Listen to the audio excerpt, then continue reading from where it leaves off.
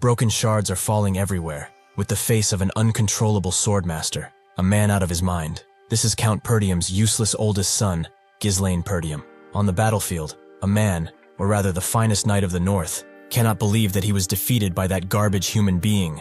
A hooded figure approaches the knight, mocking him, asking if the scenery is warm and cozy enough for him, as it took a long time to build the trap the knight just fell in. This hooded figure is a tall knight as well, holding a giant double-sided battle axe on its shoulder. With murderous intent in his visible eye, the knight asks his defeated opponent if he enjoys the trap he has built for him. Seeing him, the fallen one recognizes the man, saying he must be Ghislain, and asks him if he already knew of his plans beforehand. While approaching the fallen knight, he says that this is not just the half of it. The man also knew how many of them were there, who the spies that infiltrated his ranks were, and who helped him with reinforcements. It seems he already knew everything from the start. Hearing this, the knight cannot believe what this guy says, while telling him that he's always been a hidden ace card. He then starts screaming, asking the man how he could do that. How could a useless piece of shit like him dare stand before him? Yet his speech is rudely interrupted, as the man is hit in the face by the boot of his enemy, making blood splatter all around. He then tosses the man back, telling him to shut it. He throws his helmet on the ground and tells the man that he can try and invade however many times he wants, as he is going to be the one who wins the war the next time, and the time after that, and as many times as it's needed. That is because he's already got all the plans for everything. An image of the war camp from a year ago is then shown, Luthania Kingdom, near the Perdium estate. A man wakes up in his bed, thinking what the hell has just happened. He then places his hand around his neck, asking himself if he is still alive. He grasps for air, and he cannot believe it, as just a minute ago, he was somewhere else completely. He was on a battlefield, fighting another knight, when his sword was struck out of his hand, leaving him defenseless. That is when his opponent carved him right through his chest, making him fall to the ground. The man who defeated him addressed him as the Mercenary King, and one of the continent's 7 strongest men. After killing Ghislain, Idun, another one of the continent's top 7 noble knights, says that the war is over, while looking down on his fallen opponent. He asks him if he has any last words, and Ghislain says that he has none, yet states that it was a shame he wasn't able to fulfill his revenge. Ghislain then looks up at Idun and tells him to die, calling him a sickening bastard. Hearing this, Idun calls him arrogant. Even so, Idun didn't expect him to be the oldest son of the fallen Perdium household, and asks if Ghislain didn't leave the family after his sister's death. After hearing this, Ghislain asks Idun how he knows that, since he is from another kingdom. Idun tells Ghislain that it's because he spent a lot of time working his ass off trying to track him down, because they were the ones who worked with the Delphine household in order to bring down his family. Hearing this, Ghislain can only focus on the word we. He didn't know that there were other people behind that affair besides the house of Delphine. Idun then points his sword at Ghislain, saying that anyway, there is no point in explaining it further since Ghislain is going to be dead soon anyway, so he should just accept his fate. Hearing this, Ghislain starts screaming from the top of his lungs, calling Idun a bastard, and saying that he will never forgive him. Hearing this, Idun says he is okay with that, and then proceeds to decapitate Ghislain for good. That is the moment Ghislain died, yet now he has returned, with his head still on his shoulders.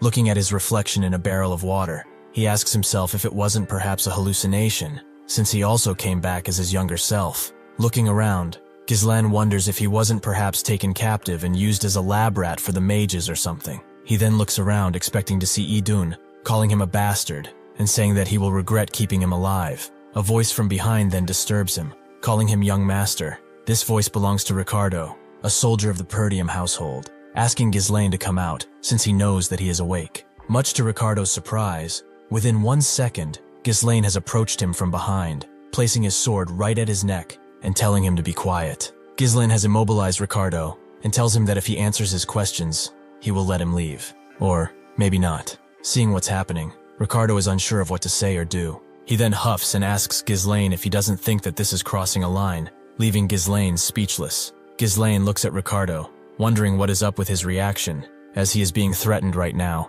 and he proceeds to ask Ricardo what he is talking about.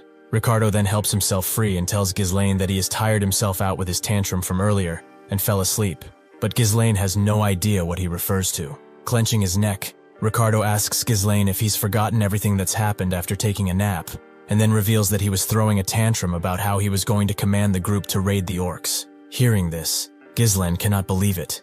even wondering what orcs this guy is talking about. Ghislain wants to ask Ricardo what this nonsense he is saying, but he is cut short by Ricardo telling him to gather his stuff as people are waiting. Seeing this, Ghislain asks Ricardo where they're going. As Ricardo passes Ghislain by, carrying some bags and his sword, he tells Ghislain that they're of course headed for the Perdium estate. Hearing this, Ghislain drops a sweat and cannot believe what he has heard. He grabs Ricardo by the shoulder, telling him to say that once again, but Ricardo cannot understand what Ghislain is going on about. Ghislain then starts sweating and utters the name Perdium again, asking Ricardo if he refers to the fallen Perdium estate. Upon reaching the estate, Ghislain looks at the castle and city from the top of a cliff. He cannot believe he can still see it standing, as he was sure he saw it reduced to ashes just then. Ricardo then approaches Ghislain, asking him if he had a terrible nightmare or something, as calling his own household fallen could get him kicked out if it gets to the ears of the Count. Ghislain then starts pitching his own cheek, saying that he might be dreaming or something. He pinches so hard his cheek snaps back in place,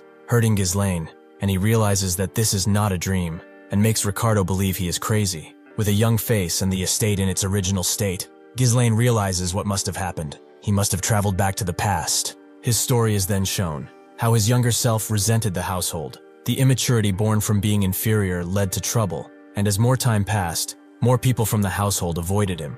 He was unable to withstand the criticism and ran away from home. Several years after that, Ghislain became a mercenary, surviving countless battles, building up his skill, and making a name for himself. He returned to the Perdium County in order to make up for his past mistakes, but his household had already been crushed to dust when he returned. This is how he had lost everything, but now, it's still here. All the people he holds dear are still here. Seeing this, Ghislain says he cannot believe it, while putting on a big old smile, and even thinking about singing a song of joy. Even so, he says it's too early to rejoice. He looks at Ricardo, and remembers how he said they were here to raid the orcs. And Ghislain says he cannot forget that day. This was the day on which most of the people in his raid squad would die. In his past life, he had followed the orc raid squad in an attempt to make a name for himself. At that time, the report said there were only 3 orcs. He thought that would be easy enough for someone like him, who had no experience commanding a squad.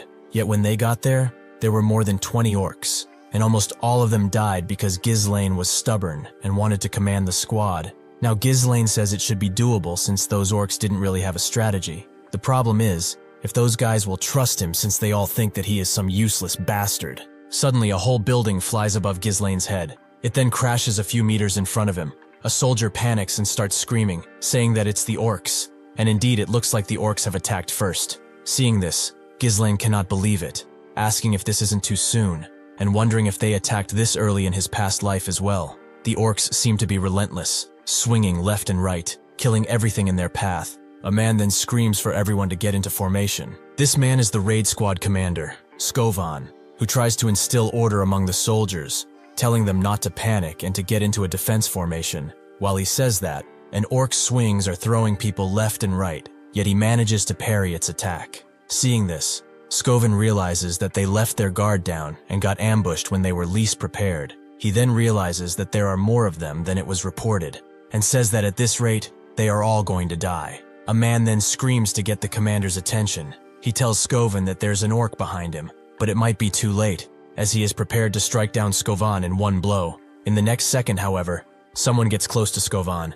placing his hand on his shoulder. This is Ghislain, who throws Skovan out of the orc's range of attack and prepares to strike him instead. Seeing this, Skovan cannot believe what he sees. Ghislain then prepares to attack the orc with all his power. In one strike, he pierces the orc's hand. He then cuts it all together, leaving him with no weapon at his disposal. Seeing this, everyone remains shocked at what just happened. The orc falls to the ground, and Ghislain stands unbothered with his sword prepared for another attack. Seeing what just happened, Ghislain realizes he cannot use mana, and says that he wished he had returned to the past earlier. Ghislain then turns his back on Skovan and asks him if he is the commander. He then places his hand forward and tells Skovan to give it there. Yet, Skovan doesn't really seem to understand what Ghislain means. That is when Ghislain clarifies, saying that he means for Skovan to give him the command rights. He tells Skovan that he wants to command this raid. Seeing this, Skovan cannot believe it, thinking that he already knew Ghislain was an idiot. But to ask for commander rights when the lives of their soldiers are on the line is nuts. Skovan gets up and says that he cannot do that,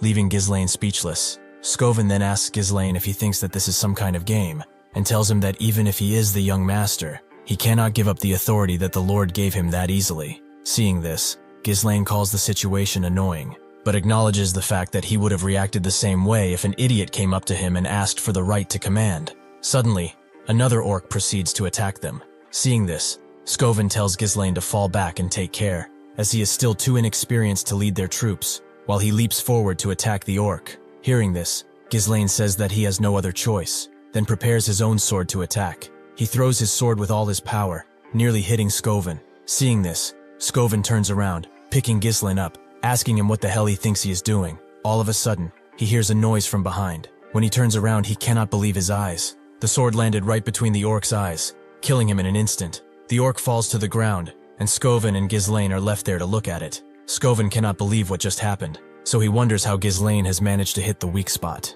Ghislain then addresses Scoven by his name and asks him if he knows what the most important thing in battle is, leaving him to wonder. He then tells Scoven that there is no hope in winning a battle when their troops are filled with fear. Then he tells Scoven that they need to gain momentum. Ghislain then leaps forward and takes his sword out of the orc's head. Within seconds, he leaps into the air, prepared to strike down another monster, right in front of his troops this time. He falls right on the head of the orc, driving his sword through his skull, leaving every single soldier on the battlefield astounded. Scoven, in particular, looks stunned by this image. As he pulls his sword out of the orc's skull, Ghislain tells the other orcs to come at him. He points his sword upwards and says that he will kill every single one of them. Then, all the orcs start charging at Ghislain, and he also seems to be prepared to dive head forward in the crowd. In one swift motion, Ghislain manages to cut all their hands, leaving them defenseless. Seeing the fight that takes place on the battlefield, Scoven wonders if he isn't dreaming. Even as a mana user, it's hard for him to do anything. So how is that skinny Ghislain managing to do all that by himself?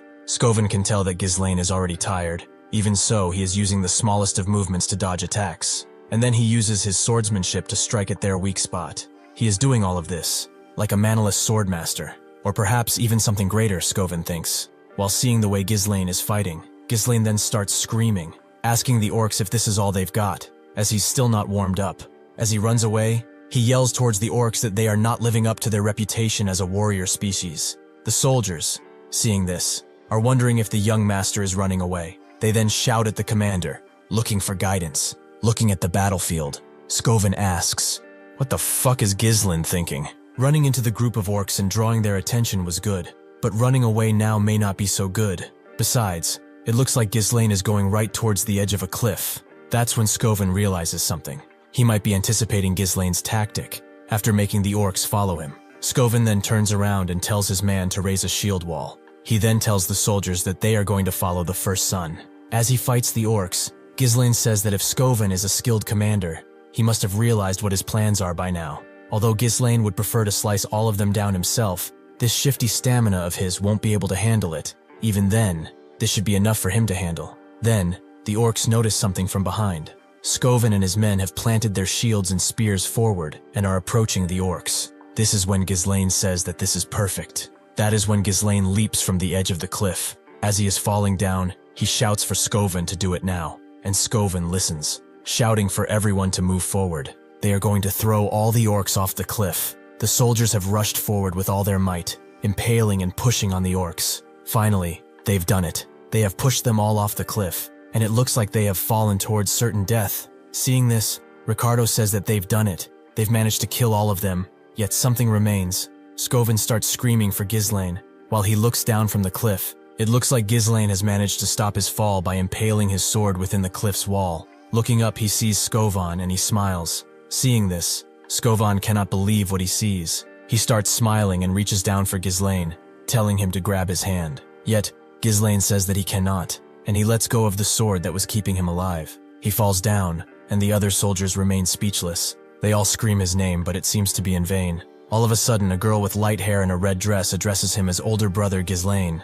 It looks like Ghislain recognizes this girl. Calling her Elena, shards holding memories of Elena are falling into Ghislain's hand, and he wonders what is going on. All of a sudden, someone pulls him by the shoulder, leaving him stunned. This is actually Elena, who tells Ghislain that they should go together. Ghislain then wakes up with an icy compress on his forehead. Looking at his hand, Ghislain once again cannot believe that he is alive, and realizes that Scoven and the others have managed to save him. He places his hand on his forehead and asks if what he saw just now was a dream. Then, all of a sudden, he feels pain all over his body. He realizes that this must be the consequence of pushing his body to the limit. yet that should make it easier for him to know that he is still alive. Somebody then enters the room to check on Ghislain, addressing him as master. This is a maid with red hair undercut or something, who seems to be rather happy that Ghislain is alive. Ghislain recognizes this woman as Belinda. She places something on the table, asking Ghislain if he realizes how worried she was about him, and asks him if she didn't tell Ghislain that he should have left it to the soldiers to handle the orcs.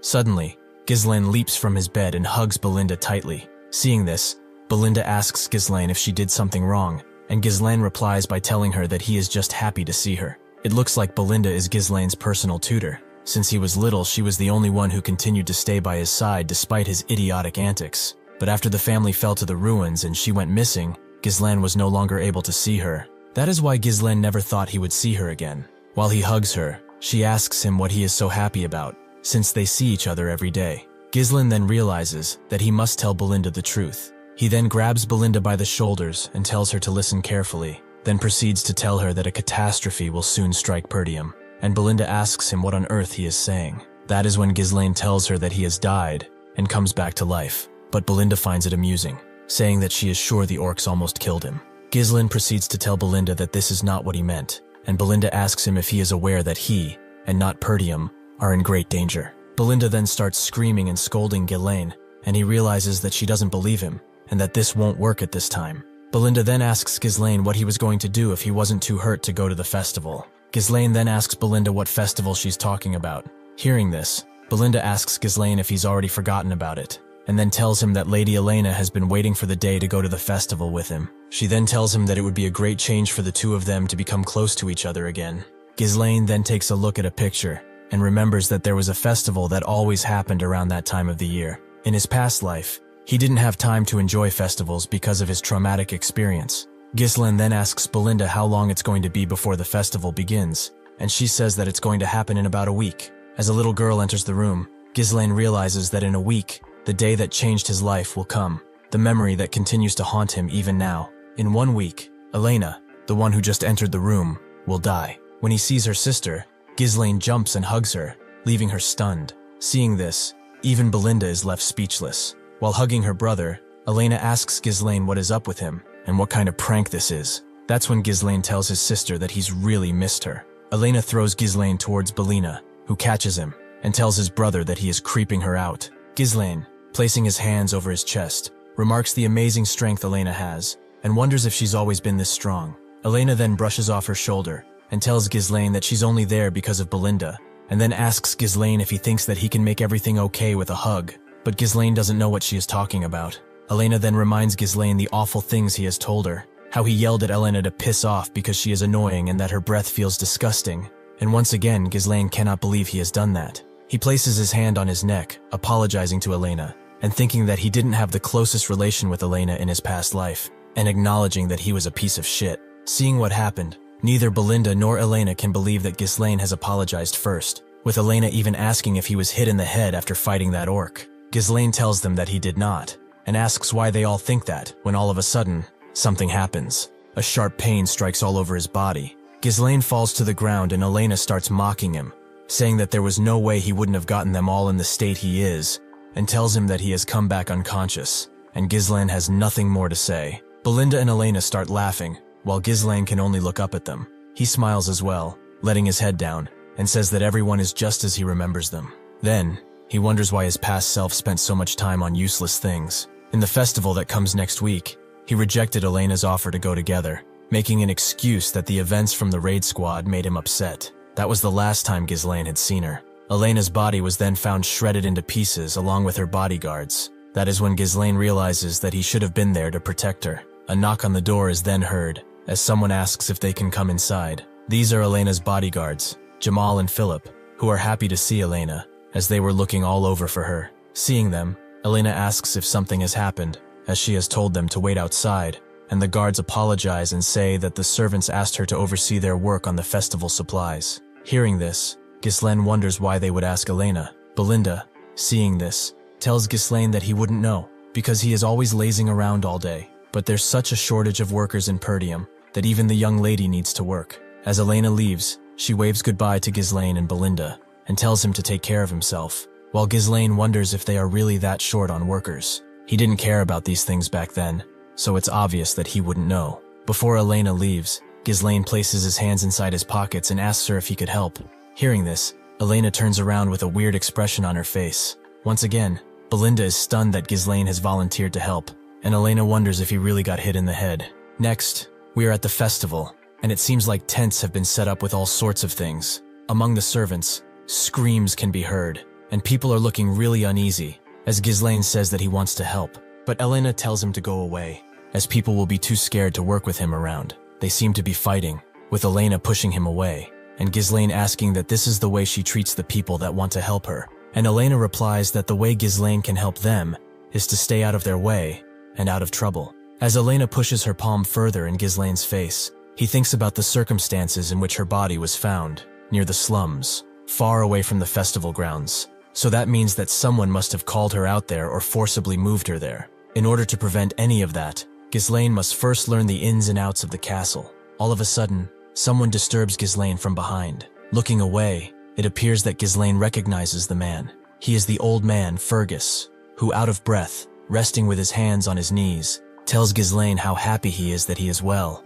thanking the gods. Fergus goes over to Ghislain, placing his hands on his shoulders, and saying that as a lowly servant of his, he has made his way to Ghislain as soon as he has heard of the news with the orcs. But Ghislain wants to cut him short, saying that they can stop talking about that now. Seeing Fergus, Elena comes and tells him that this is great timing, as Ghislain has been acting weird right after waking up, so Fergus should take him back to his room, which Fergus agrees to. But Ghislain thinks that this hooligan cannot possibly imagine that he will be getting in his way. Seeing what just happened, Ghislain concludes that at the moment, the situation cannot be helped, so he will do his best to find out what's going on around the castle in the following week. Ghislain then tells Fergus that he knows of an abandoned training field in the castle, so he asks him to take him there, and Fergus asks what for. Ghislain simply says that he wants to train, which stuns Fergus, and he says that he will show him the way.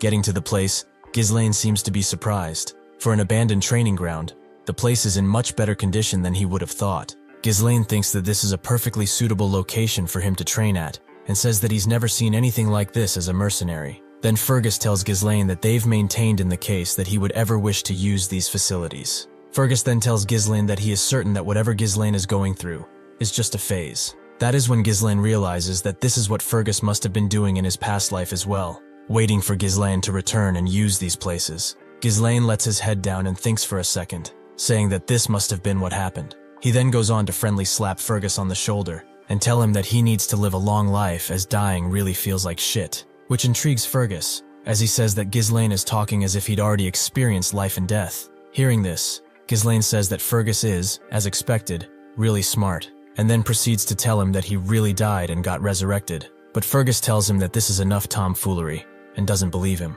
Ghislain then tells Fergus that he can go back to his business, as he will start training now, and Fergus bows, telling Ghislain that he will be waiting outside. Looking at Fergus says that he has always been treating everyone like they were his enemies. In reality, it looks like he was just short-sighted. Then Ghislain thinks about the time he has to prepare for the incident at the festival. Only 1 week. Back then, it was revealed that the one behind Elena's death was a lord from a neighboring territory. Thanks to that, Perdium got caught up in a war that led to its downfall. Ghislain then says that Elena's death was essentially the starting point of their house's downfall. That means that he needs to set things straight from then on. He sits down and says that first thing first, he needs to build a better physique, and that it sucks he doesn't have a lot of time.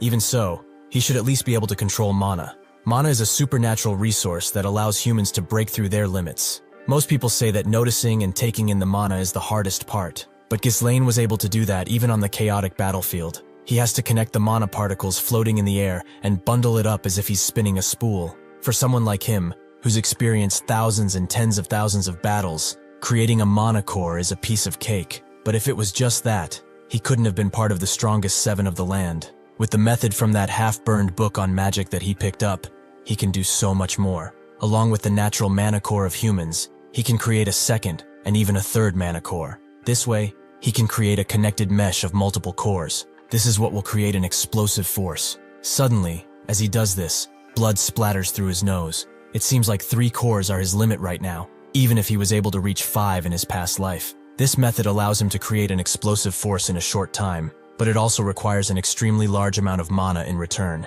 This was the primary reason he lost to Idun in his past life. If Idun hadn't brought in a whole knight's order to fight against him when he had run out of mana, then he would have definitely won in a fair fight. Whipping off the blood from his mouth, Ghislain says that this is an inherently unstable technique, but this is enough for now, as he now has a youthful body and a lot of time. Therefore, he will have Idun's head in no time. Even those bastards standing behind the House of Delphine, who helped destroy their country, will have no escape. Ghislain will do everything in his power to destroy them all. 1 week later, on the day of the festival, the sky above the castle looks beautiful and full of stars. Ghislain is strapping his sword around his body. He then goes to the festival. Seeing him there, Elena can't believe it. Elena asks him how he came, as he usually never comes to these sorts of things.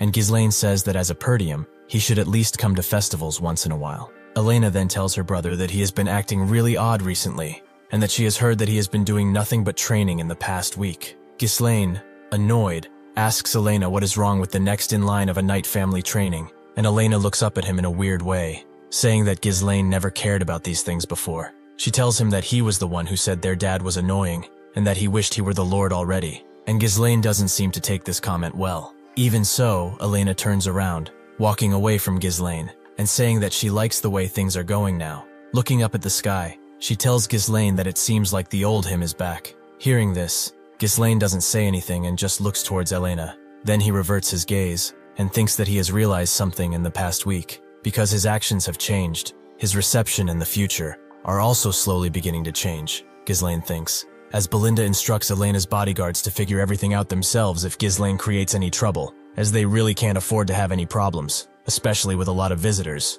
and they agree. Ghislain then thinks that the general flow of things might be the same, but it would be too difficult to gauge the impact of his action on smaller events. Making good use of the information from the future is his job, so he needs to respond to each situation effectively. Then he says that his preparations are complete. Then it looks like Elena is taking Ghislain and everyone around, and simply acts like a kid, as Ghislain always keeps an eye out for danger. After the night is over, Elena says that this was fun, but tells her brother that it's getting a bit boring with it being the same every year, and asks if there's nothing new this year. Ghislain, however, doesn't seem to care about this, and only acknowledges that the festival is almost over, and nothing has happened, and wonders if this could be because of his presence alongside Elena. Elena then asks Ghislain if he would like to check out other areas as well, which piques his interest. A knight then tells Elena that, according to a friend of his, there are new events elsewhere, and Elena looks excited. She takes the knight's hand and tells him that this better be fun.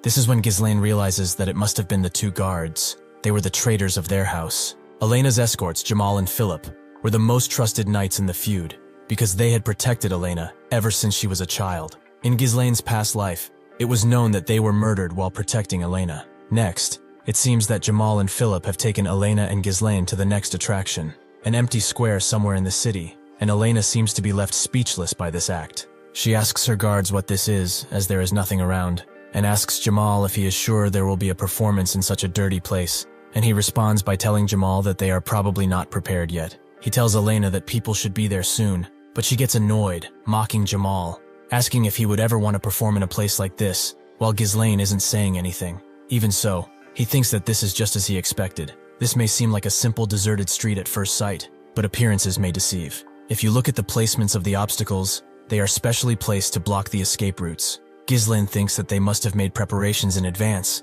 when all of a sudden, Elena pulls Ghislain by his arm and prompts him to leave. Seeing this, Jamal asks if they shouldn't at least watch the show if they are already there, but Elena insists, saying that she's not going to watch a show in a place like that. Seeing the force with which Elena is pulling Ghislain away, he asks her if she is working out or something, as he cannot understand why she is so strong. As they try to leave, Philip blocks her path and tells her to wait. With a scary expression on his face, he forces them to wait a little longer. Seeing this, Elena cannot understand why Philip is doing this. Elena gets scared and tells Jamal and Philip that they are acting weird and asks them what the matter is. Jamal then places his hand on his neck and tells Elena that he had no intention of scaring her. He then gets the same look as Philip and tells Elena that this is all because a reasonable request came in. Hearing this, Elena wonders what is happening and what request they're talking about. A third person then seems to be approaching from the back, and Elena is surprised by this. He is a man wearing a long coat and hat, followed by two hooded figures.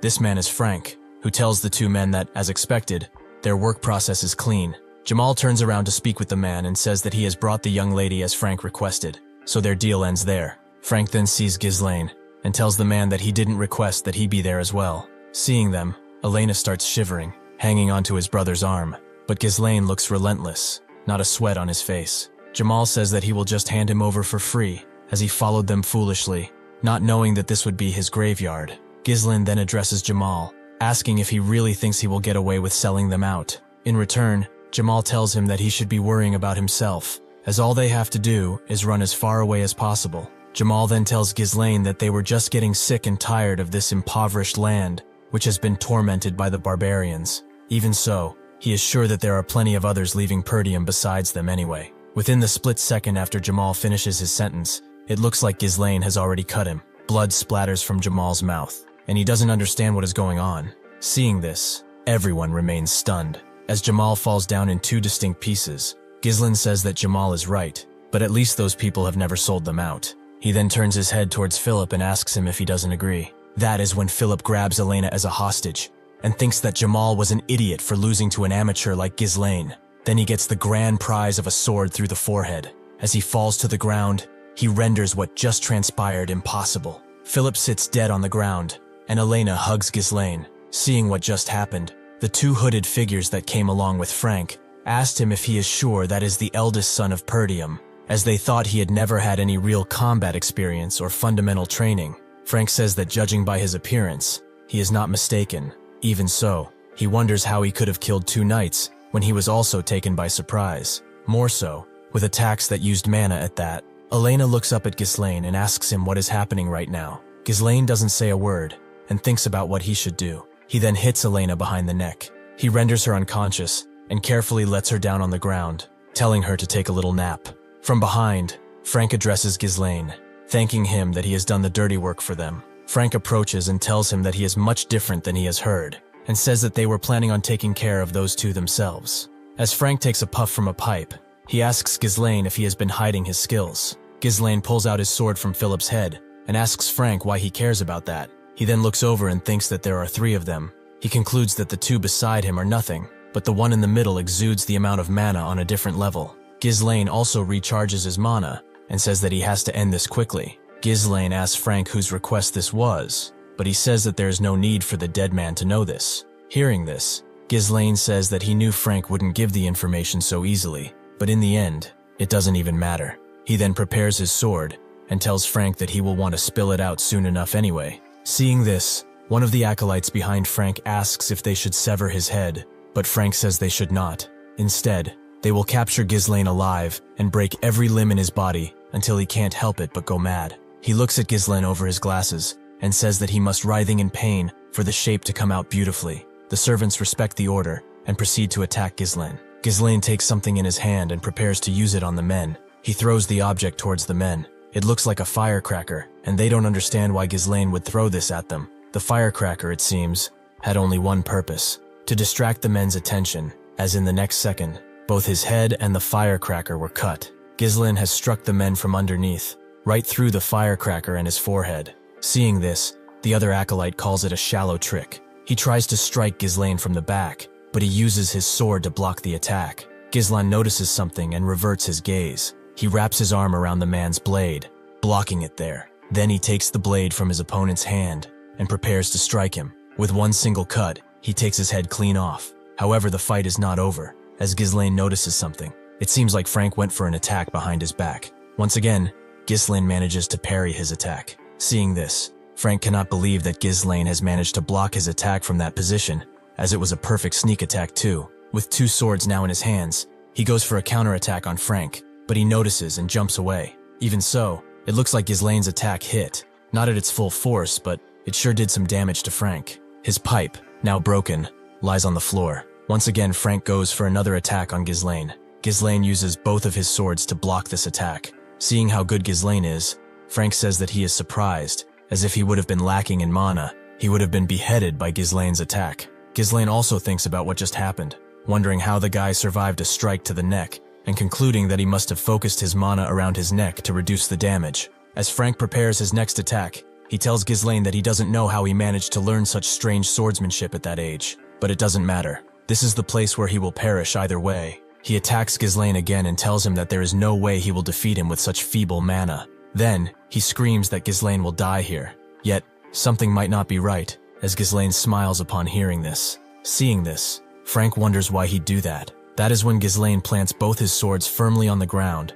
and prepares for a different kind of attack. He uses the force from swinging his own weight in the air to hit Frank on the face with his foot. This takes him by surprise and throws him several meters behind. With one broken lens, Frank fixes his hat and once again tells Ghislain that attacks like that won't work on him with this little mana. But it looks like he has made a mistake, as blood starts pouring from his mouth. He falls to one knee and starts coughing and vomiting blood. Looking at his hand full of blood and shivering, Frank wonders what happened just now, as Ghislain shouldn't have been able to pierce through his enhancement with his skill level, but his power in that attack seemed different. As he approaches Frank, he tells him that he has never expected there to be a true culprit behind Elena's death. Then he tells Frank that it must have been him, as he menacingly approaches with all his 3 cores active. He tells Frank to prepare, and then unleashes his 3rd core. Seeing this, Frank asks Ghislain how he has managed to boost his mana so greatly, but Ghislain doesn't seem to care about his questions, and just goes for his neck. Frank acknowledges Ghislain's speed and prepares for his attack.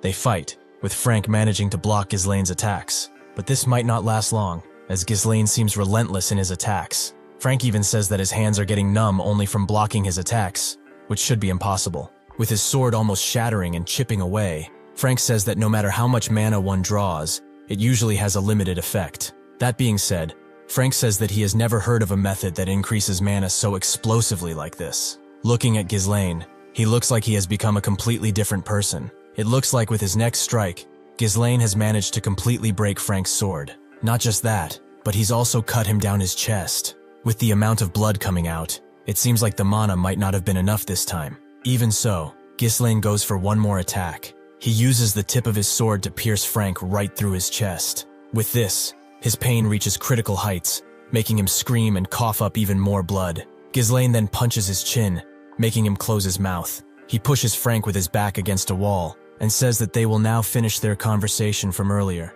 With his sword driven deep within his guts, Ghislain once again asks Frank who sent him over to do such a thing. Even in this situation though, Frank says that he won't be going down so easily, and he pulls out a knife from underneath his sleeve. He looks over to Elena and says that he will at least be taking the young lady of Perdium with him. He prepares to throw the knife, as he wishes death to Elena. Yet even this plan of his won't have any effect. It seems like Ghislain has anticipated the possibility of this kind of attack, and blocked Frank's hand with some kind of threads, and Ghislain tells him that they should make a deal.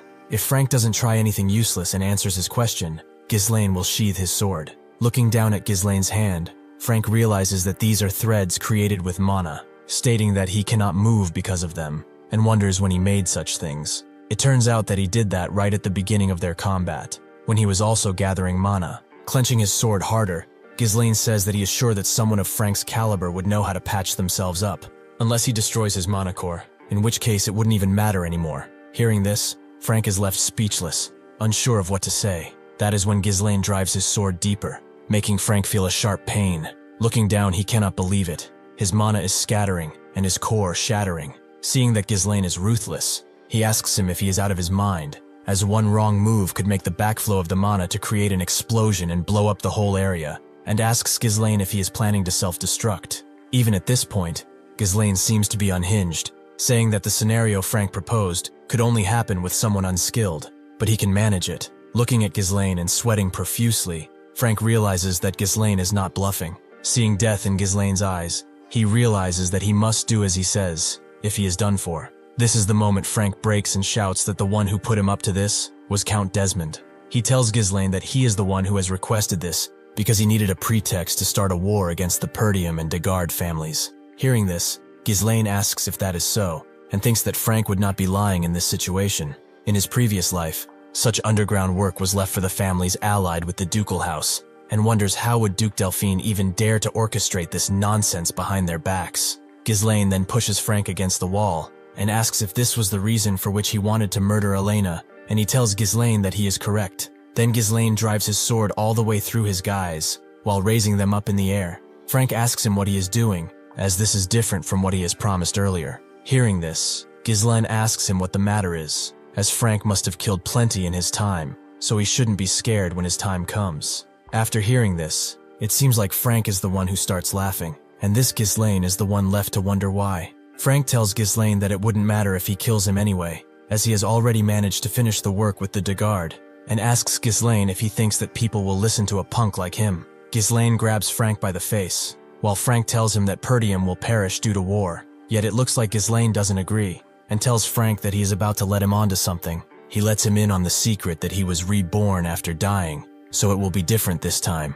He then drives his sword into Frank's monocore, making his body shatter altogether. At the same time, a firework lights the sky. As Frank's blood splatters all over the floor and walls, so does the firework's brilliant burst, painting the night with streaks of purple and silver, a grotesque mirror of the chaos unfolding below. The two traitors and acolytes are also sitting dead on the pavement. Ghislain then turns his head around. He sees Elena still sleeping on the concrete. He throws his sword away and huffs in relief, the tension finally draining from his body like air from a punctured lung. Suddenly, though, something happens. He falls to the ground and starts coughing up blood himself. It appears that this is because of his last attack, as exploding 3 cores wasn't an issue at all back when he was the Mercenary King, but now it seems to take a toll on him.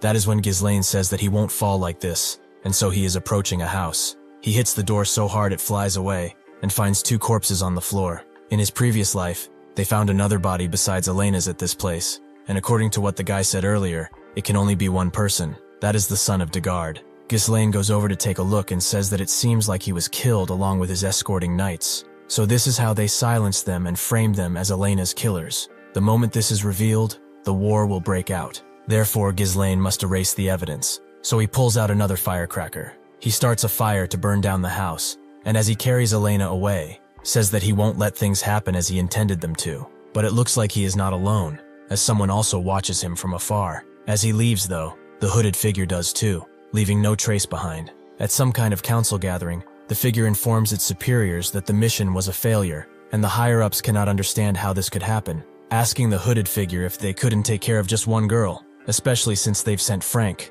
who was their best. Bowed down to one knee, the hooded figure prepares to say something. He tells the council that it was all because of Ghislain Perdium. Hearing this, the council members find it hard to believe, calling him the bastard of the North. One of them even says that the hooded figure is only using him as an excuse, as he calls Ghislain a useless piece of shit. To this, the hooded figure replies that Ghislain was completely different from the information they've had. Recalling the events the hooded figure has witnessed, he can say for sure that it was like Ghislain was a completely different person. Even so, the figure says that they've already taken care of things with Degard, so it won't be an issue to start the territorial war, so he asks his superiors for one more chance. Upon hearing this, the members of the council shut him up, saying that he wasn't even capable of finding enough information about the kid, and ask him if he realizes how much of a setback this is. All of this being said, his fate is sealed. Elimination. All of a sudden another person speaks, calling everyone else noisy, while sitting on a throne, with a stained glass window behind him that bears the mark of a crescent moon.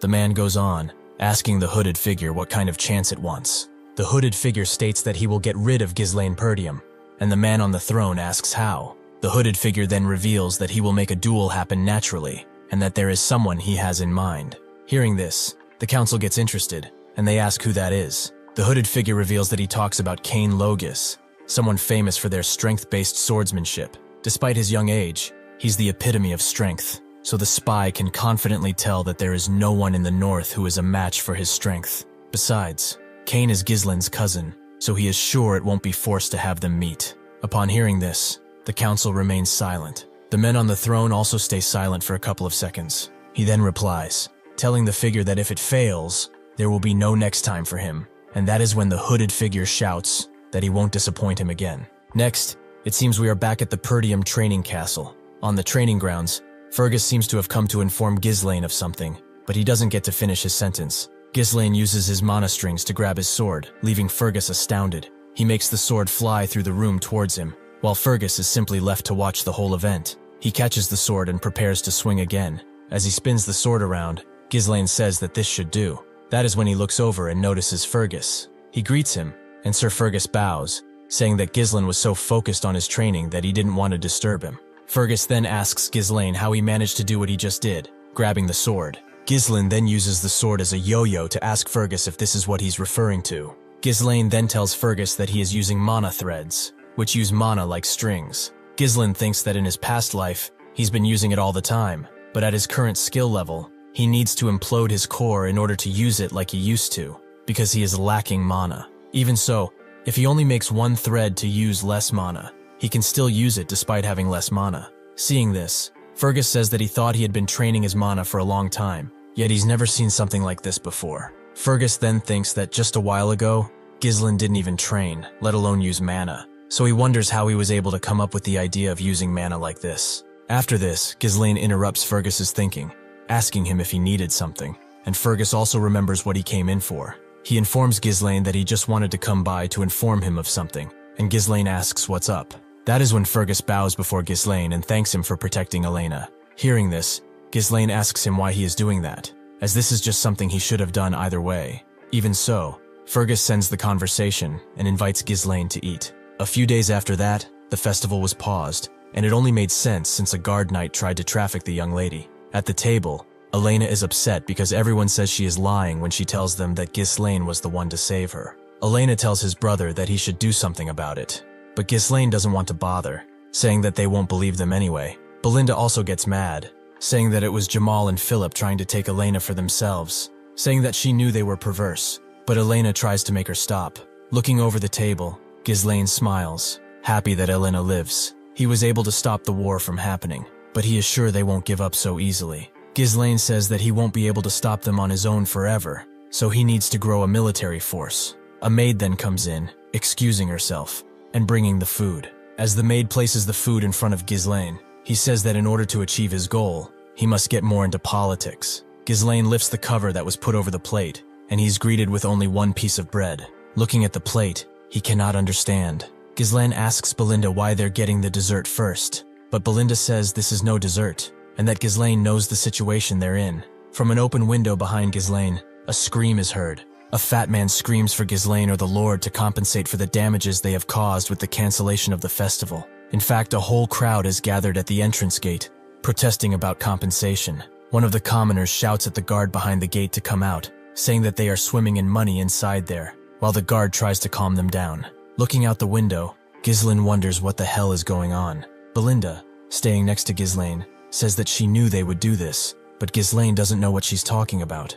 Belinda asks Ghislain if he is aware of the fact that their county is full of merchants who make a living from the profits that come from the festival, saying that it was good enough for them last year. But since the festival was cancelled after just one day, it makes sense that they're upset. Hearing this, Ghislain cannot believe it, asking if the county's situation is really that bad. He thinks that this isn't good at all, and that they'll only get more aggressive if he doesn't do anything about them. Ghislain turns to Fergus, asking him what the soldiers are doing, and telling him to instruct them to go down and calm that crowd down. That is when Sir Fergus tells Ghislain that they don't have any soldiers, leaving Ghislain to wonder how this is possible. Old man Fergus tells him that most of them have been dispatched to the Forest of Monsters post for reconstructions because of the orcs raid, which Ghislain cannot believe. Ghislain then thinks about the layout of the land and how Perdium is basically eternally at war because of the barbarians to the north, and on the other side, there's the Forest of Monsters from where monsters can come and attack at any moment.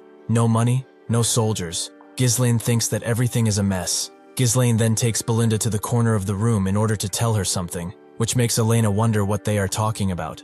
Ghislain says that Belinda is the one managing his money, and that they should use that money to calm the crowd. That is when Belinda tells Ghislain that there isn't any. Ghislain asks why that is, and Belinda asks if he has perhaps forgotten that the Count cut off his allowance because of the way Ghislain was spending money like water. That is when Ghislain realizes that he has no money at all, and that he is completely broke. He then tries borrowing some money from Belinda, but she doesn't have any either. Looking over the window, Ghislain starts counting the things he doesn't have. No money, no soldiers, no food. So what do they have? Without even the least amount of money, there's nothing he can do, even if he has knowledge about the future. So he is going to need money first. He wonders if there might be something on the estate that he could sell, as someone is running towards his quarters in the hallway. The man opens the door to his room in a rush, and Ghislain turns his gaze over to him. This is Ricardo, and Ghislain asks him why he is in such a hurry. Ricardo tells Ghislain that there is a problem, and that the young Master Kane wants to see him. Hearing this name, Ghislain cannot believe he is there. Outside, a guard huffs, with blood all over his face. Then, all of a sudden, he wakes up with a fist in his mouth. He is continuously beaten up by someone. As Ghislain enters the room, the soldiers are down all over the floor. The beaten guard calls for Ghislain, addressing him as a young master. Ghislain looks down with a scary expression on his face. Someone grabs his attention by saying that Ghislain has finally come. This is Cain, who looks to be at least 1 meter taller than Ghislain. Bro is a brute for sure. After beating the shit out of all his guards, Cain goes on to salute Ghislain. Ghislain looks up and thinks. Seeing Cain, he says that he remembers that face, the heir of the Loges County, with whom they have an alliance. Cain Loges. At the time, it seemed like he was Ghislain's only friend, and at the same time, he was his enemy. Cain gets down from the stairs, cheerfully heading towards Ghislain. As he approaches, Ghislain asks Ricardo what the situation is. Ricardo says that they have responded to a report of a disturbance at the tavern. There, they have found Cain with his escort knights. Recognizing them, Cain asks them if the rumors about the young Master Ghislain were true. That is when Commander Scoven explained the details of the rumors to him. That is when Cain picked up Scoven by his chin. Looking right into his eyes, Cain asks Scoven if he dares lie a Loges in his face. So that is when it happened, Ricardo says. Cain interrupts him, saying that if he is going to tell Ghislain, he should tell him the truth. Cain then reveals that Sloven told him that he, who has never trained, took down an orc with his bare hands and dealt with the traitorous escort knights himself. This is why Cain gave him a little wake-up call in order to knock some sense into him. He then stares Ghislain down, telling him that this wouldn't have happened in the first place if Ghislain wouldn't have lied. Hearing this, Ghislain looks up, without muttering a single word. He thinks that Cain was this kind of man, always treating Ghislain as his subordinate. Every time he visited Perdium, he always made a mess. Even after causing all that trouble, no one could say anything because he was basically his subordinate. That is why no one looked down upon Cain. Unlike he, who has always had an inferiority complex, Cain's confidence and bold demeanor were praised as qualities befitting of an heir. Ghislain smiles and thinks that this is why he was criticized more. Cain looks over at Ghislain and thinks. Usually, Ghislain would have charged at him with this much provocation, but not this time. A while ago in Loges County, it seems like an interesting conversation took place. Someone has proposed that Cain kill Ghislain. This was the spy who was before the council, who now tells Cain that if he succeeds in this task, the esteemed one will support the Loge family. Hearing what the spy had to say, Cain says that it's not a hard task dealing with someone like him, but Ghislain is also an heir to this land, so he asks how he is supposed to eliminate him. The spy tells Cain that they could lure Ghislain into a duel, making it appear as if an unfortunate accident occurred, and it will simply seem like a trivial dispute between heirs. The spy then says that he will accompany Cain disguised as an escort knight, orchestrating the situation, so there is no need for concern. He then tells Cain that this is an uncommon opportunity even for him. Cain turns around and thinks. He couldn't believe that he would have to kill his own cousin, Ghislain. He clenches his hands together and says that they should go right away. Cain looks at the spy behind him and wonders if they want to eliminate him because something about him has changed. Thinking about it, Cain smiles and says that in that case, he might as well put it to the test. Cain asks Ghislain what he is doing, but Ghislain doesn't understand what he is referring to. Cain asks Ghislain why he is still standing there, as since he is there, Ghislain should bring him the thing that has been prepared for him. But once again, Ghislain has no idea what Cain is talking about. Cain goes on to say that he has heard that the festival has been interrupted, so they should live up the mood and have an amazing time, since they've always been in sync when it came to things like that. Looking right into Ghislain's soul, he asks if he is wrong. Hearing this, Ghislain thinks for a second. Then he realizes what Cain was talking about, asking if he means that. Ghislain then remembers that Cain made him prepare alcohol and women every time he came there. He granted this request back then because he didn't want to get beaten up, but he's not going to do that no more. Because of him, he had to waste all of his precious money. He then remembers what Belinda told him about the Count cutting him off. That is when Ghislain realizes something. He looks at Cain and says that it was always right in front of his eyes. Cain is his source of income. Then Cain once again shouts at Ghislain. He tells him that if he remembers then, he should better bring them right then, asking if he cannot see him waiting. Ghislain says that he will bring them right along, but first, there is something they have to discuss. He looks down on Cain, asking him if he didn't have a debt to repay him. Seeing this, the spy is not sure of what is about to happen. Cain asks Ghislain what debt he is talking about, while putting on a mad look on his face. Ghislain asks Cain if he realizes that he has been handling everything he's asked him to prepare with his own money, so now he must ask for it. Ghislain then tells him that he will settle for 1,000 gold principal, plus interest. Upon hearing that, Cain says that 1,000 gold is crazy, and that all that shouldn't have even cost Ghislain 100 gold. Besides, Cain says, Ghislain did all that to thank him for being his friend, so it's like a friendship fee. Ghislain confronts Cain, saying that it's been a friendship his ass, as Ghislain has been Cain's doormat for the longest time, and Cain seems annoyed by the comment. That is when Ghislain tells Cain to pay it ASAP before he beats the hell out of him, as he needs a lot of money at the moment. Hearing what Ghislain has just said, no one can believe it. Ricardo even thinks that Ghislain must have gone crazy. Then Cain gets up from the ground. He looks Ghislain down and says that he is acting all bold just because he has been going easy on him. He gets in his face and tells Ghislain that it seems like he believes he's actually gotten stronger just because he has spread a bunch of false rumors saying he won against a knight. Cain tells Ghislain that is nothing but a parasite leeching off this land. He prepares his punch and says that this is why everyone in the north calls him a scoundrel when all he, the supposed heir, does is spout empty nonsense. He goes to punch Ghislain, telling him to get himself together. Ghislain remains unhinged and doesn't say anything. He then easily dodges Cain's attack. Seeing this, neither Ricardo nor the spy can believe it. Once again, Cain wants to punch Ghislain, but he dodges and gets closer to Cain. He then punches Cain in his chest. Seeing Cain's expression, it looks like he wasn't expecting this amount of force. Ghislain then goes in for another punch. This time, though, it seems like Cain has easily blocked his attack. Seeing this, Ghislain seems surprised. That is when Cain falls to the ground, spitting up blood and screaming in pain. The spy goes in to check on Cain, asking him if he is okay. Ghislain tells Cain to get up and stop whining, as he knows Cain blocked that attack. That is when the spy shouts at Ghislain, telling him to shut up and asking him what the hell he thinks he is doing.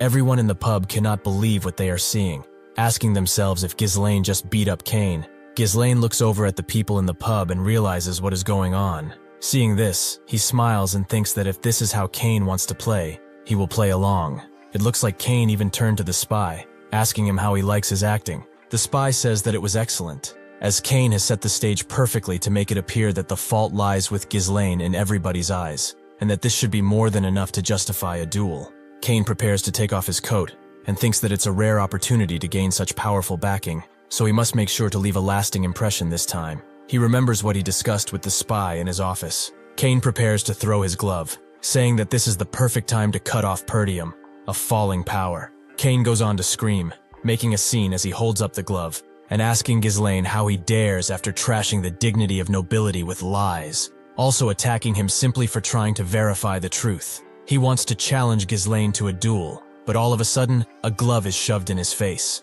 It seems like Ghislain was faster, and he threw the glove first, challenging Cain to a duel instead. As the glove is falling down, Cain cannot believe what just happened. Ghislain turns his back and says that he has insulted him, the heir, in front of the people of Perdium, and also assaulted his knight, trashing the dignity of nobility. Seeing this, Ricardo is stunned while trying to tend to Scoven's wounds. Ghislain then looks Cain right in the eyes and asks if he isn't perhaps thinking of denying it. Seeing this, both the spy and Cain look surprised. Cain smiles and says that he already knew Ghislain was stupid, but he didn't know he was stupid enough to dig his own grave. Cain goes to pick up his sword and says that he will accept this duel. He points his sword towards Ghislain and tells him not to regret his actions, even if he dies. Even now, with Cain's blade right by his face, Ghislain remains composed, not a muscle twitching in his face. He then calls for Ricardo, and he prepares to take the order. Ghislain tells Ricardo to bring all the merchants who are protesting in front of the castle to him.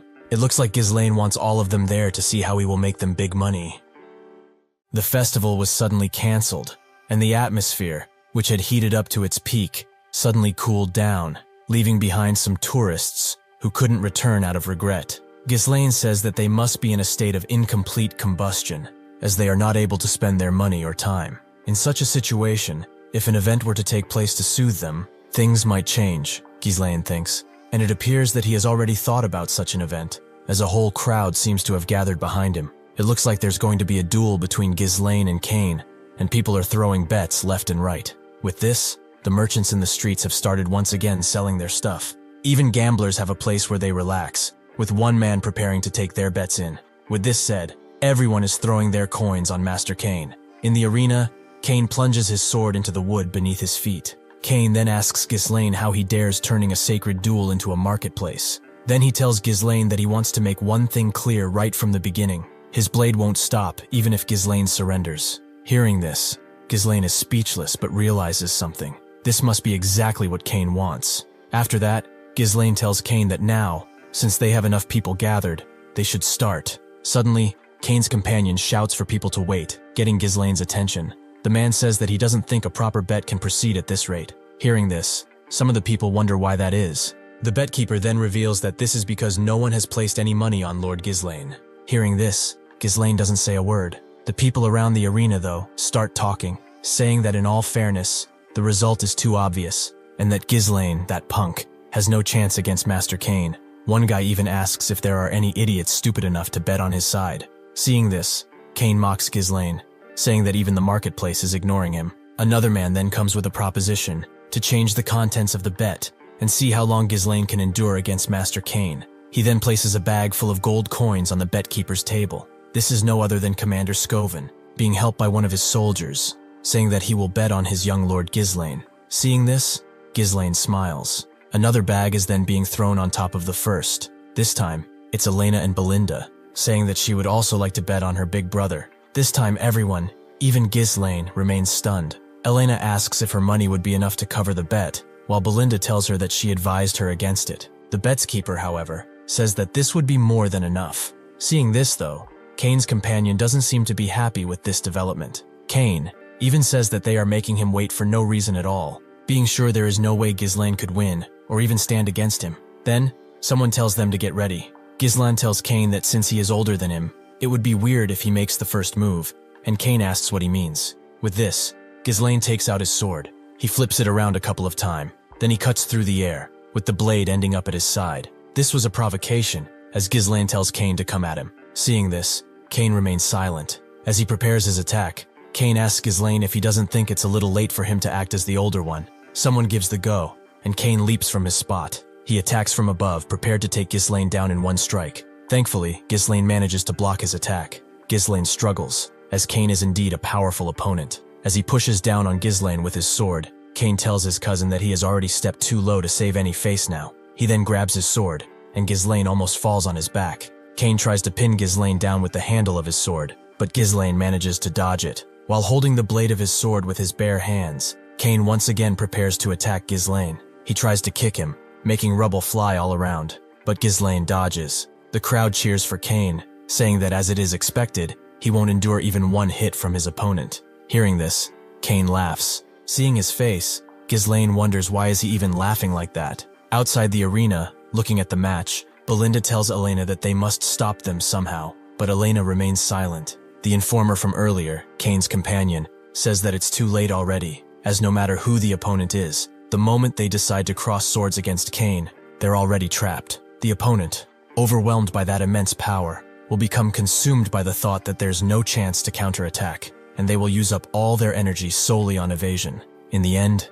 the exhausted opponent, after only dodging for a while, will leave an opening and meet their end. The man says that Kane has always won that way, as Ghislain dodges his every attack. Seeing this, Kane comments that Ghislain is as slippery as ever, and that his skills must have indeed grown from how they were before. Kane then flips his sword around, grabbing it by the blade, and says that this makes sense. As he uses his sword like a bat, Kane says that in the end, Ghislain was always good at running away. It looks like this time, Kane has managed to catch Ghislain off guard, and manages to grab him with his sword's hilt. Doing this, he is able to throw him far into the air. Seeing this, everyone is left speechless. Kane's companion is most happy about it, saying that it's going to be over for Ghislain. As he is falling, Ghislain remains silent, and Kane prepares his next attack. But something unexpected happens. Ghislain regains his composure, saying that he wanted to go easy on Kane. He used his mana to step on the wall behind him, and as he approaches Kane with murderous intent, he tells him that he would have gone easy on him if he wouldn't have crossed a line. Then, in an instant, he gets within inches of Kane. He attacks Kane, appearing to strike him in the stomach, and then he gets down. Seeing this, Kane cannot believe it. Even the spy doesn't understand how Ghislain was able to do that, suspecting that he managed to condense mana into his legs to return to a standing position. Passing Kane, Ghislain tells him that his swordsmanship is ignorant, and that he must have thought he was the strongest just because the opponent would get scared if he showed even a little bit of his strength. Thus, Ghislain will teach Kane a lesson. Hearing this, Kane gets visibly annoyed. He leaps towards Ghislain, prepared to strike him, and asks him how he is going to teach him anything. Seeing him approaching, Ghislain prepares his feet. With the back of his foot, he hits Kane's hands. Then he starts spinning. In doing so, he cuts Kane's hand. Once again, Kane tries to attack Ghislain, mad with fury. Unfortunately for him, once again Ghislain dodges. After he does so, he pins Kane's sword to the ground. He then prepares to strike Kane himself, With one swift swing, Ghislain cuts Kane's neck. As blood flows into the air, he remains unbothered, not a single emotion to be read on his face. Kane is left kneeling on the ground, still holding his sword with blood flowing from his neck. Everyone in the crowd is left speechless. Everyone starts cheering Ghislain, saying that in the end, he has improved a lot, and wonder if he is going to win the duel. When this happens, Elena tells Belinda that she was right, and Scovan smiles. Looking at the situation, the spy notices something. The wounds made by Ghislain are shallow,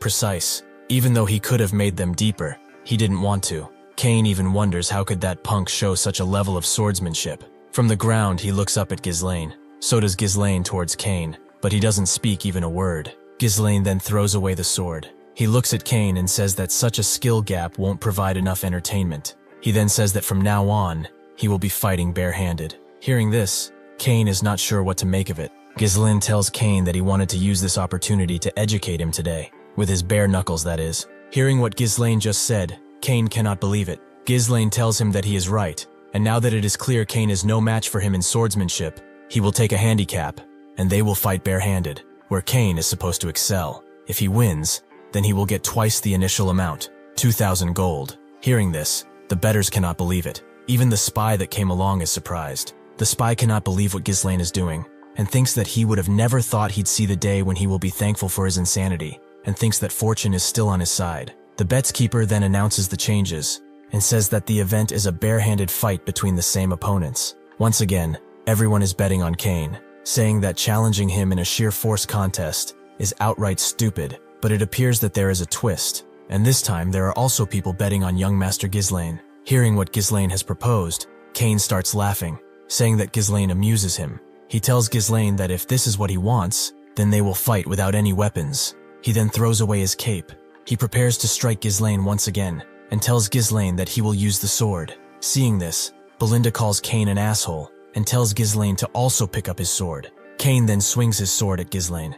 As he does, Ghislain tells him that just as he thought, he needs to knock some sense into Kane. He tries to pin Ghislain down, using his sword kinda like a spear, but he misses, as Ghislain dodges his attack. Then he leaps to the side and prepares to hit Kane with his bare hands. He does so, and it's clear that Kane can feel the pain. Then Ghislain prepares another hit. This time, he hits Kane right under his jaw, closing his mouth. After this hit, Kane seems to fall on his back. He regains his composure and manages to stay on his feet, but he is coughing up blood. With his face towards the ground, he asks himself how in hell can this punk display such movements. Seeing this, the crowd goes wild for Ghislain, saying that at this rate, he might actually win this. Ghislain then tells Kane to get up, as he's just gotten started. Hearing how cocky Ghislain is, Kane gets even more mad and raises his head. He leaps from where he was standing, trying to hit Ghislain once again. This time also, Ghislain dodges the attack and goes in for a counter. Ghislain hits Kane over the face, as he thinks that he couldn't even look him straight in the eyes until then. Ghislain then twists Kane's hand, taking him down, and he thinks how Ghislain used to bow down on his own whenever he showed up. Ghislain then uses his knee to hit Kane on the side. As this happens, Kane still only thinks about the fact that he needs to kill Ghislain in order to secure their Loge's family future. Unfortunately for him, it looks like Ghislain keeps punching Kane over and over and over again. Kane, with his face all swollen up, he wonders, why? Ghislain then goes to pick him up by his hair. While holding his head up, Ghislain tells Kane that he pities his father, and Kane doesn't answer anything. Ghislain tells Kane that Count Logus helped Perdium until it was on the verge of demise, just because he was friendly to his father. However, Kane had a different idea in his mind. Kane looks down, and blood seems to be flowing from everywhere. A few years ago, it seemed like a conversation was taking place, with someone asking if they are going to send more support to Perdium again. It seems like none of the nobles of the land were agreeing with what the Count was doing, saying that even if the Count is friends with the Count of Perdium, they are also having a hard time, and ask him why is he continuing to invest in a land that's withering away, saying that it's like pouring water into a cracked bucket. It looks like the most hurt about this was Kane. He was looking at his father, leaving to help Perdium, just a week after he had returned. He looks at his father from behind, wondering what he should say. He pleads for his father not to go. He says that everyone is trying to stop him, and asks his father why he insists on helping Perdium this much. His father turns his gaze towards him, but doesn't say anything. Kane then remembers what his father told him. He did it just because they were friends, and for no other reason. At this point, Ghislain goes in for another hit. Seeing this, Kane closes his eyes and tries to tighten his muscles. But the hit doesn't come, and instead, Ghislain tells him that this ought to educate him enough. Ghislain has stopped hitting him, and instead is offering him his hand to help Cain stand up. For a second, Cain looks at his hand and doesn't say anything. Then he lets his head fall down. In front of the whole crowd, Cain says he admits defeat. Seeing this, no one in the crowd can believe it. The spy seems to be most surprised about this. Everyone then starts cheering for Ghislain. Elena and Scoven are also happy, and Belinda is stunned. The spy then comes to talk with Cain. He shouts at Cain, asking him how he can admit defeat this early, just because he is at a little bit of a disadvantage, asking him what in the hell he is doing, and saying that he trusted Cain. Cain gets up from the ground and tells the man to let him go, as he is done. But the spy doesn't understand. He thinks that Ghislain is a weak little brat, and wonders what he should do now. Ghislain then looks at the two men from behind, and starts to speak. He smiles, and says that now, he gotta do what he gotta do. The spy turns around and asks Ghislain what he means by that. From the middle of the arena, Ghislain shouts that this man right here is offering to pay for all the meat and drinks for everyone gathered there. Seeing this, the spy cannot believe it. The spy comes to Ghislain's face, saying that he did not agree to this, and asks him to withdraw his statement. Ghislain then places his hand on the spy's shoulder. He tells him that this is the price for losing the duel, and tells him that he should at least have this much. And just to be clear, it won't be deducted from the bet. He grabs the man tighter, and tells him to remember to add 2,000 gold to the bet they've originally at 1,000 gold. He tells the man that if he runs, he should know what will happen. Looking at Ghislain, the spy probably shits his pants by now. The man says he understands, and Ghislain leaves. The next day in Ghislain's room, a crate is being dropped on the floor. Ghislain opens it, and it looks like it's full of gold. Taking some coins into his hands, Ghislain thinks that he could hire a small mercenary corps with this much money, and thinks that it's no small amount. Even so, it takes a long time to grow money, and they won't wait for him. So to realize the business he has in mind, he has to prepare faster. Belinda and Elena also seem to be there, looking and smiling towards Ghislain like they are waiting for something. Ghislain faces them and asks what's up. Elena asks Ghislain where he plans spending the money that he's just earned. With a cute yet clearly fake smile on her face, it's clear that she wants something. Ghislain thinks the same as me, and asks Elena if he wants some, and she says that she's just asking. Belinda then comes and says that it's obvious where he will use it. Belinda says that it's Lady Amelia's birthday soon, and that Ghislain must have put up such a show because he wants to buy her a very expensive present. Belinda goes on to say that Ghislain is really transparent, and Elena says she cannot believe he would do that just to look good to his fiancée. Only, this might not be it, as Ghislain didn't even know he had a fiancée. In fact, he is so stunned about this information that his first reaction when he turns around is to ask if he really had a fiancée. Hearing this, Belinda tells him that he doesn't need to be playing dumb because he is embarrassed they've read his mind, and Elena tells him that they are talking about Amelia from Rayfold County. Hearing that name seems to stir Ghislain memory, and it seems like he pictures Amelia like a black widow, referring to her as that woman, Amelia Rayfold. Ghislain then thinks that Amelia is a noble among nobles, known for her kind nature and actions towards everyone, regardless of status, thus gaining the deep support of the people in her territory. However, she would later incite rebellion and come to be known as the Witch of the North, and she joined hands with the Delphine Duchy to drive the final nail into the Perdium's downfall, so Ghislain came to simply view her as a traitor. This being said, Ghislain smiles. He asks Belinda when their father is returning, and she replies saying she isn't sure, but that it should be around 1 more week. Hearing this, Ghislain thinks that a week should be enough. He then stands up from his chair and tells Belinda and Elena that he is going to visit Rayfold County, and Belinda asks him why he would do that, as it's not even Amelia's birthday yet. That's when Ghislain reveals that he is going to get money from them. Somewhere else, a woman, wearing a beautiful white and blue dress, with a spider hanging from the corner of her mouth, places some shoes on the ground. She then tells someone to wear them. It looks like she gave the shoes to a poor little girl, as she kneels before her. The kid recognizes the woman as Lady Amelia, and from her tone, it looks like she wants to say that there is no need for her to do that. Lady Amelia raises her gaze, and tells the little girl that if anyone has to walk barefooted on her land, it should only be her. She then turns to the guards escorting them, and orders them to provide food and shelter for the needy right away, and the guards comply. They immediately start distributing crates and barrels with food and supplies.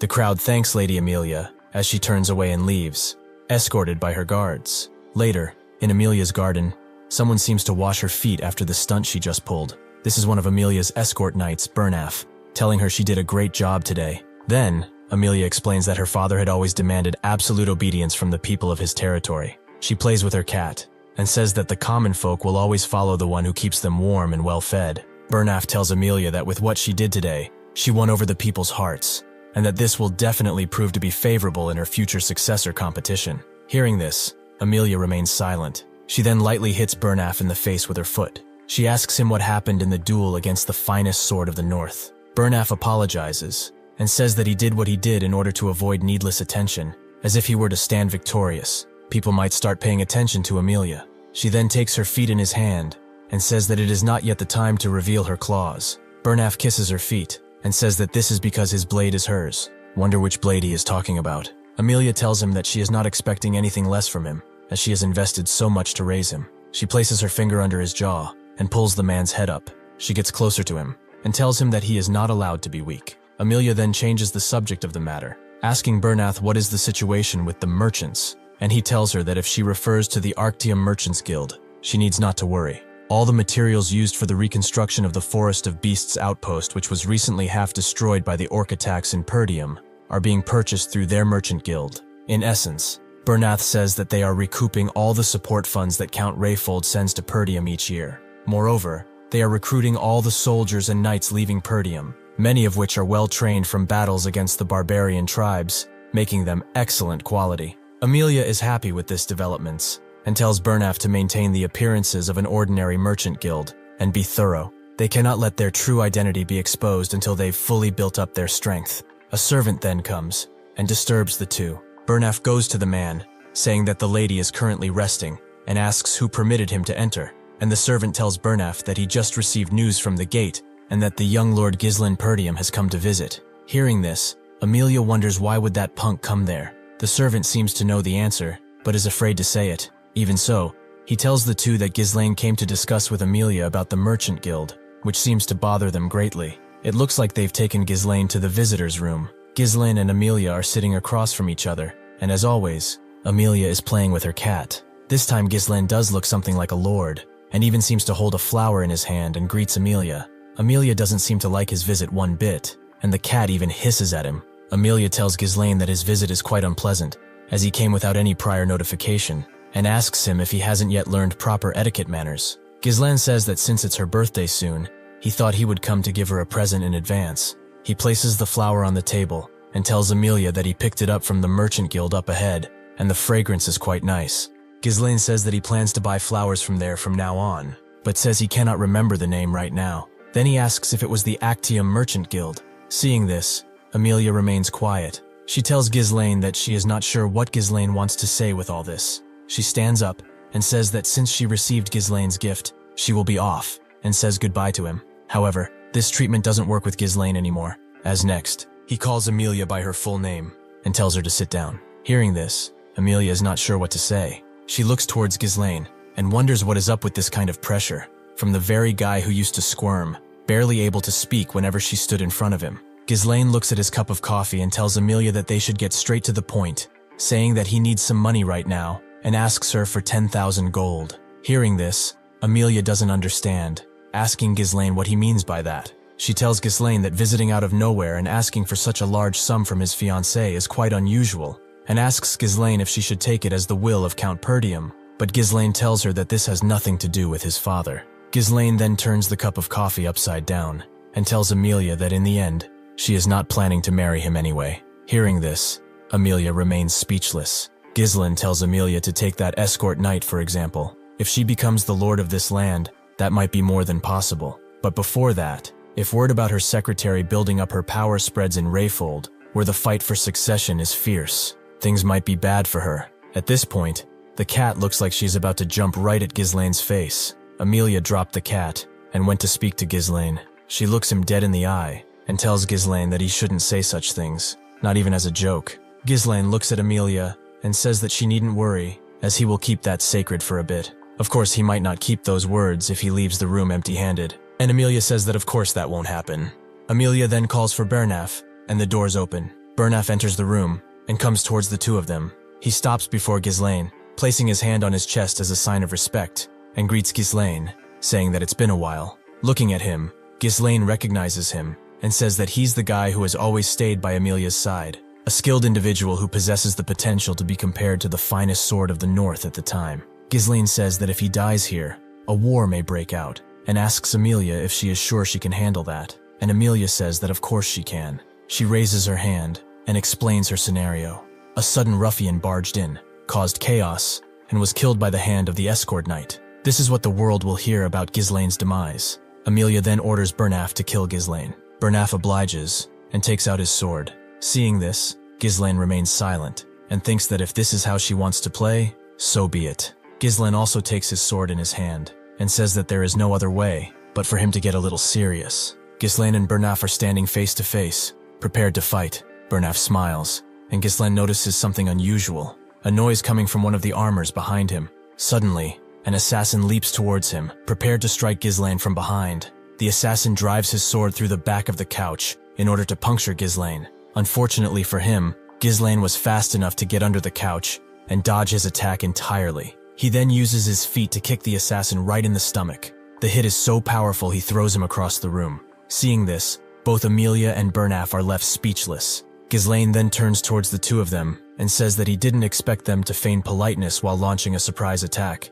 Ghislain then leaps towards Bernaf and says that this is called poor hospitality. They clench swords, and it looks like Bernaf has easily blocked Ghislain's attack. Inches away from Bernaf's face, Ghislain asks him if Rayfold has never heard of chivalry. Bernaf apologizes and says that they weren't the ones who were rude first, and says that arriving unannounced and unsettling the lady was very inconsiderate of Ghislain. Bernaf then grabs Ghislain's sword, and as he prepares to attack once again, says that there is no need to be polite to such a person. He tries to drive his sword through Ghislain's chest, but he dodges and tries to take back his blade. He does so, and prepares to unleash an attack on Bernaf. He places himself down on the floor and kicks him in the chest. Ghislain is still standing, and Bernaf has been thrown back a couple of meters. Bernaf couldn't believe it, as until then, he had heard that Lord Ghislain was all talk with no real skill to back it up. But it looks to Bernaf he is no rookie. Amelia even seems disappointed, asking Bernaf why he is taking so long against a punk like Ghislain, but he is not sure what to say. Amelia tells Bernaf to hurry and bring her his head, if he really considers himself to be her sword. Hearing this, Bernaf remains quiet, but clearly motivated.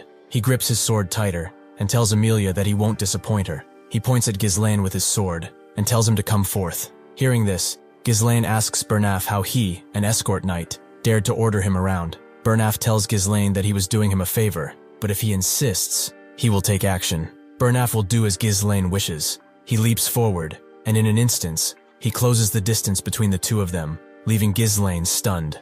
Ghislain barely manages to dodge his attack this time, leaning to the side. Even so, Bernaf managed to cut him on the cheek, and Ghislain thinks that he is really fast. However, Bernaf doesn't seem to be done. He continues attacking Ghislain, and their fight is fierce. Looking at the two of them, Amelia wonders how Ghislain, who was called a lousy punk, fights Bernaf on equal footing. Amelia then notices something. Ghislain manages to parry Bernaf's attack, sliding his blade towards him. He is trying to close the distance between the two of them. He reaches the hilt of Bernaf's and tries to hit him. He tried driving his sword forward, but he wasn't quick enough. Once again, Bernaf wraps his hand around Ghislain's sword, trying to pin him. He tries to cut Ghislain, but he leaps to the side. Seeing this, he tries the same trick as before, in order to get some distance from Bernaf. Only this time, things might be different. Ghislain tries pulling his sword and hitting Bernaf at the same time.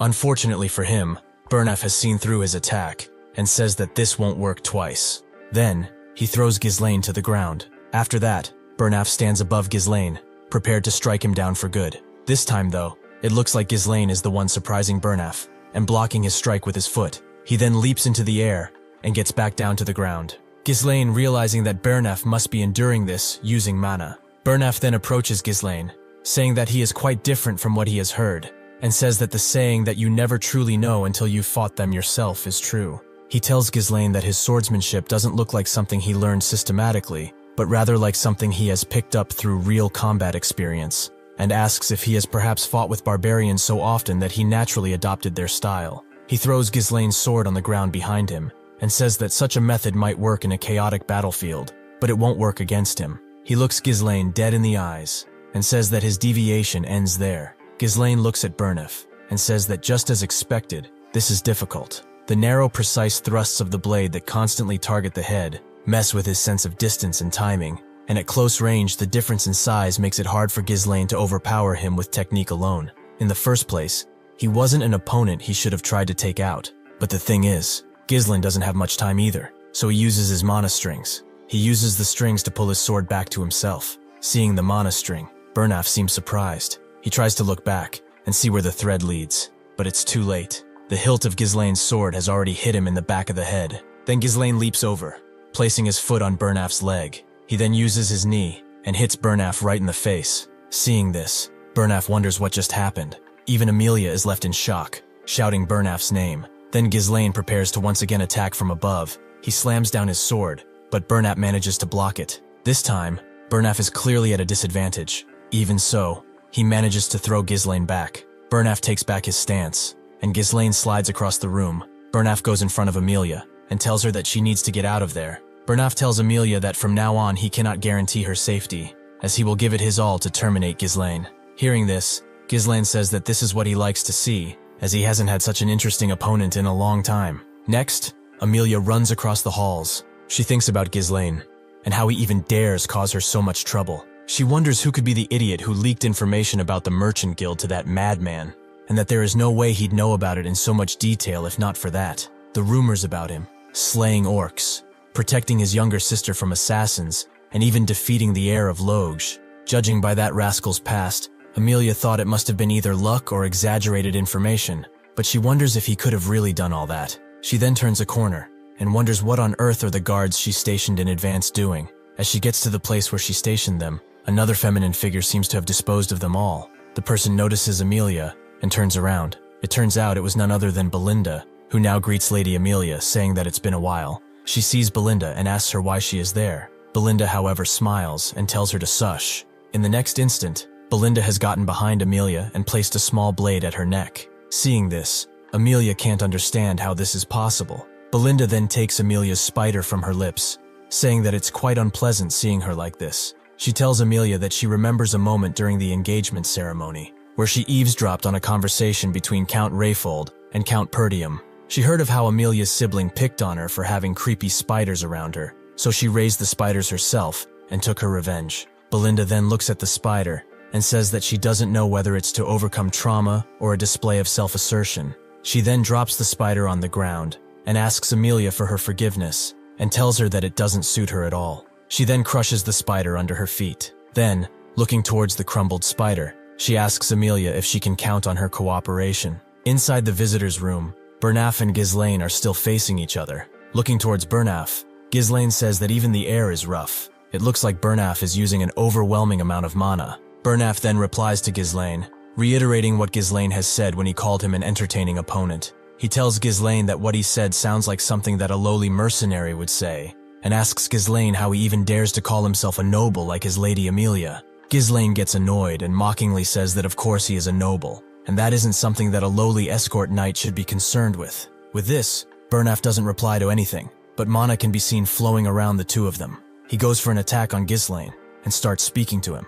As Ghislain blocks his attack, Bernaf tells him not to disgrace the nobility. Attacking Ghislain, Bernaf's attacks so fast, it looks like there's 100 swords coming at him at once. Ghislain is clearly taken by surprise. Even so, he manages to parry all the attacks. He barely manages to dodge his attacks anymore, and they all seem to be aimed for Ghislain's head. Even Ghislain acknowledges that Bernaf is fiercely pushing forward. Then, Ghislain says that this is enough. He tries taking the upper hand.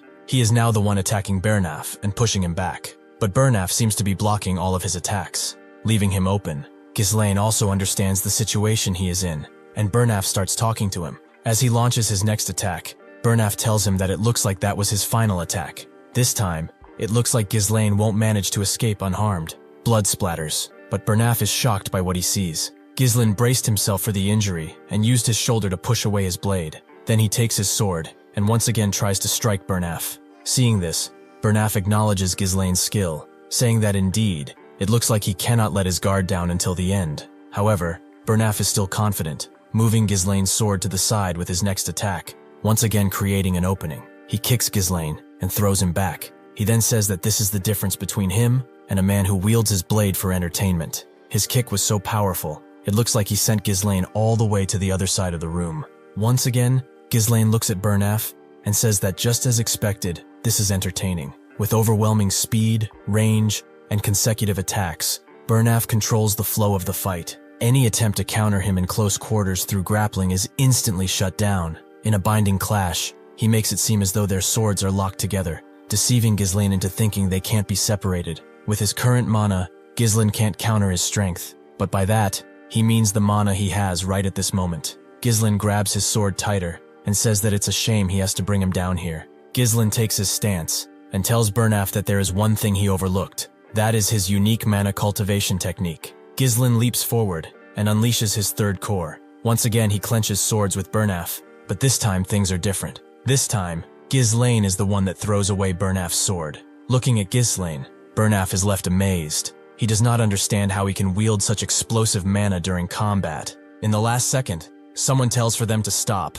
and Ghislain stops with the tip of his sword touching Burnaf's forehead. This was Belinda, taking Amelia hostage. Amelia tells Ghislain to take the 10,000 gold and get out of there, as Belinda still holds the blade to her neck. Ghislain looks over and says that what happened was a whole hassle, and that it all would have been easier if Amelia would have handed him the money when he asked. Then he takes away his sword, and a small stream of blood starts flowing from Burnaf's forehead. As Ghislain turns away, Burnaf falls to the ground, and Belinda asks Ghislain if this isn't a little much to call it a lover's quarrel, and Ghislain said that they've just had a bit of difference in opinion. Ghislain then places his sword on his shoulder and says to Amelia that he has some unfortunate news for her. It looks like the fee just went up to 20,000 gold. In the main hall, all the soldiers are left on the ground. The visitor's room wall has a hole in it. The vase on the table fell on the ground as the cat was hiding under the other couch still standing. It looks like Amelia was the one that broke this case, annoyed by what just happened. Burnaf lets his head down, apologizing to Amelia, and tells her that Ghislain was a strong individual. Burnaf says that in an instant, Ghislain emitted mana surpassing that of an advanced level knight. Thinking about what happened, Amelia thinks that Ghislain must have really changed. Burnaf asks if Amelia would like for him to report this to the Delphine Duchy, but it looks like these words were not to be spoken. Out of nowhere, Amelia smacks Burnaf over the face. He grabs Burnaf's collar and tells him to watch his mouth, asking if he understands how scary of a person that Duke Delphine is. Amelia tells Burnaf that if he finds out about today's incident, they are all done for. She tells Burnaf that the reason for which she secretly allied with Duke Delphine without her father's knowledge was because they had a covert agreement. He would support the rebellion she would lead in exchange for her assistance in bringing down Perdium. The moment this is exposed, it's certain that her siblings will kill Amelia. If he knows the secret of the Merchant Guild, he might also know of this agreement. Therefore, they must do whatever it takes to kill Ghislain. Hearing this, Burnaf bows his head and says that he understands. Amelia asks how was the condition of Ghislain's body, and Burnaf says that he managed to leave right injuries on many parts of his body and a heavy one on his shoulder. Not only that, but because he had spent an explosive amount of mana, he would not be in his best condition for some time. However, there is something else. To not leave any traces, they cannot use the knights from their land, and Amelia agrees. She then turns to Burnaf, saying that this is why they have them trained for times like this, and Burnaf can't believe Amelia refers to them. She wants to use the wildcats to kill Ghislain. Amelia explains that the group consists of war orphans, those without kin, and those without status. Only the most talented natural-born specialists are among them, the wildcat traffickers. Amelia tells Burnaf to assemble a dozen of them, and only those who are proficient with mana, and send them to the pointed location. Looking to where she placed the pin on the map, Burnaf understands Amelia's plan. That ravine is the only narrow path from the Rayfold territory to Perdium. It is an ideal place for quietly handling things, as the area is remote and the terrain is tight. Burnaf then tells Amelia that he will have them prepared. At this point, Amelia says that Ghislain will pay for the humiliation he presented her with. A carriage can then be seen running outside the city. Inside, Ghislain patches his shoulder. Scoven asks Ghislain if he is sure he is okay, and Ghislain tells him not to worry, as the injuries are minimal. He thinks that the cuts aren't deep, and it's not bad considering that he did take things a little overboard. He then looks back at the crate on his carriage, and thinks that the 20,000 gold he received from Amelia is enough to cover the base funds needed to rebuild their territory, the same amount he would have had after saving for a few years. He thinks that it would have been great if he could have killed Amelia as well, but a war would have been unavoidable in that case. Ghislain cannot risk the safety of their territory because of his momentary whims. He thinks that Perdium is having a difficult time dealing with just the barbarians, so it's ideal that he backs off here.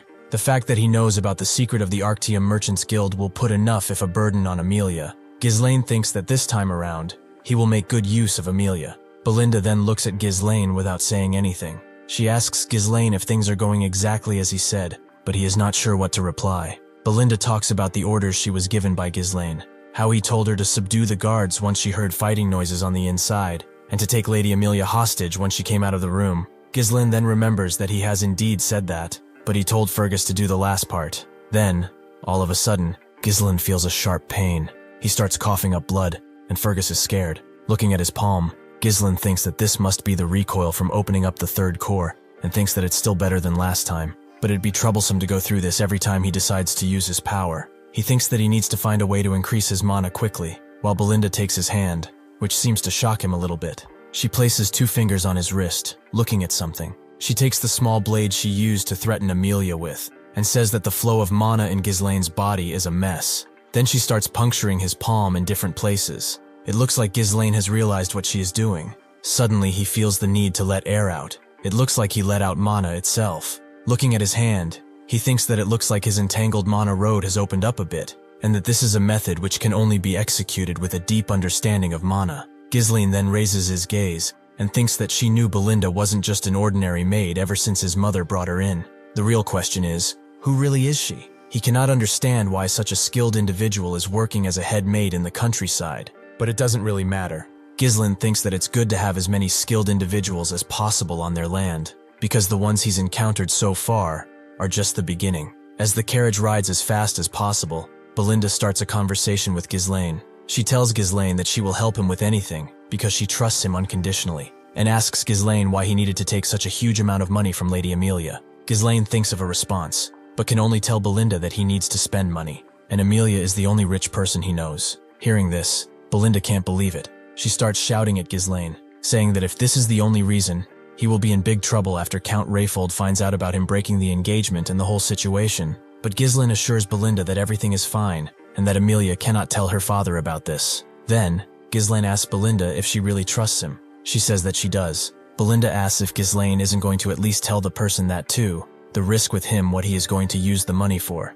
Ghislain then tells Belinda that he is going to use it for the Forest of Beasts, which seems to scare her for some reason. It turns out that Ghislain wants to pioneer the Forest of Beasts. Hearing this, Fergus says that he cannot, as development has been attempted there ever since his great-grandfather's time, but it wasn't possible. Ghislain, however, cuts Fergus short, and asks him if he remembers Ghislain's request before entering the castle. Hearing this, Fergus starts sweating. He bites his lip under his thick mustache and goes to speak. He tells Ghislain that the person he has asked him to find was indeed at the location he mentioned, and asks him if he is sure about him as his condition wasn't the best. Ghislain tells him that as long as the person is alive, it's fine, and that they should head down there right now, but Belinda says they need to return him for now, as they can't wander around in Ghislain's current condition. Ghislain asks Belinda if she really thinks that Amelia is going to let them go easily after what they've just done to her, and it seems like she agrees. Ghislain then thinks that knowing Amelia, she will try to either kill him or silence him. Belinda starts shouting, saying that she is good at fighting and that old man Fergus is still a knight. She wants to say that she can handle it, but Ghislain cuts in, saying that while she is reliable, this is not her role. He then tells his companions that he needs a vanguard. That is why they are on their way to meet him. At the dawn of night, it looks like they've arrived at a beaten-down cabin in the woods. Ghislain goes to knock on the door. Looking around, Belinda says that it's almost as if this place is abandoned, and Fergus says that the address points them to here. The door opens, and someone comes out. An old man with bushes for eyebrows. Looking through his long eyebrows, the man asks who came to disturb him. Seeing him, everyone is in shock. Belinda asks Ghislain if he is sure this is the right person, and says that he doesn't think he is in any condition to fight, let alone survive tomorrow, and Ghislain says that this is the right place. Looking at Ghislain, the man realizes something. He goes back inside, closing the door rapidly, and realizing Ghislain is a noble, asks him if he is bored, telling him not to waste his time and get lost, but Ghislain tells him to wait. It appears that Ghislain calls him by a familiar name and title, the ex-captain of the Regressed Mercenaries. He is Ghislain. Hearing this, the man turns around and takes another look at Ghislain. Ghislain extended his hand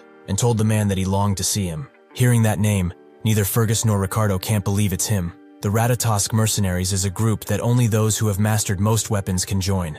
Although they no longer exist, their bravery is such that any knight, even in foreign lands, is bound to hear their name at least once, and the captain of that mercenary group is Ghislain. Once again, with his hand extended, Ghislain tells Ghislain that he has come to meet him. All of a sudden, an axe flies towards Ghislain's head. Ghislain moves his head and dodges it. Seeing this, no one can believe the speed of what just happened. Ghislain throws his cards on the face and tells Ghislain that he didn't expect for someone like him to know who he was. At this point, everyone has gotten in front of Ghislain in order to protect him. With a menacing look on his face, Ghislain asks them to state their business. Belinda puts his hand in front of Ghislain, telling him to stay back, saying that this man is not in his right mind. Ghislain speaks the words, "The eternal punishment." This is sure to get Ghislain's attention. Ghislain tells the man that he knows the cure to the incurable illness his daughter is suffering from. He then asks the man if this piques his interest. High fever, coughing blood, and red spots blooming like flower petals on the skin.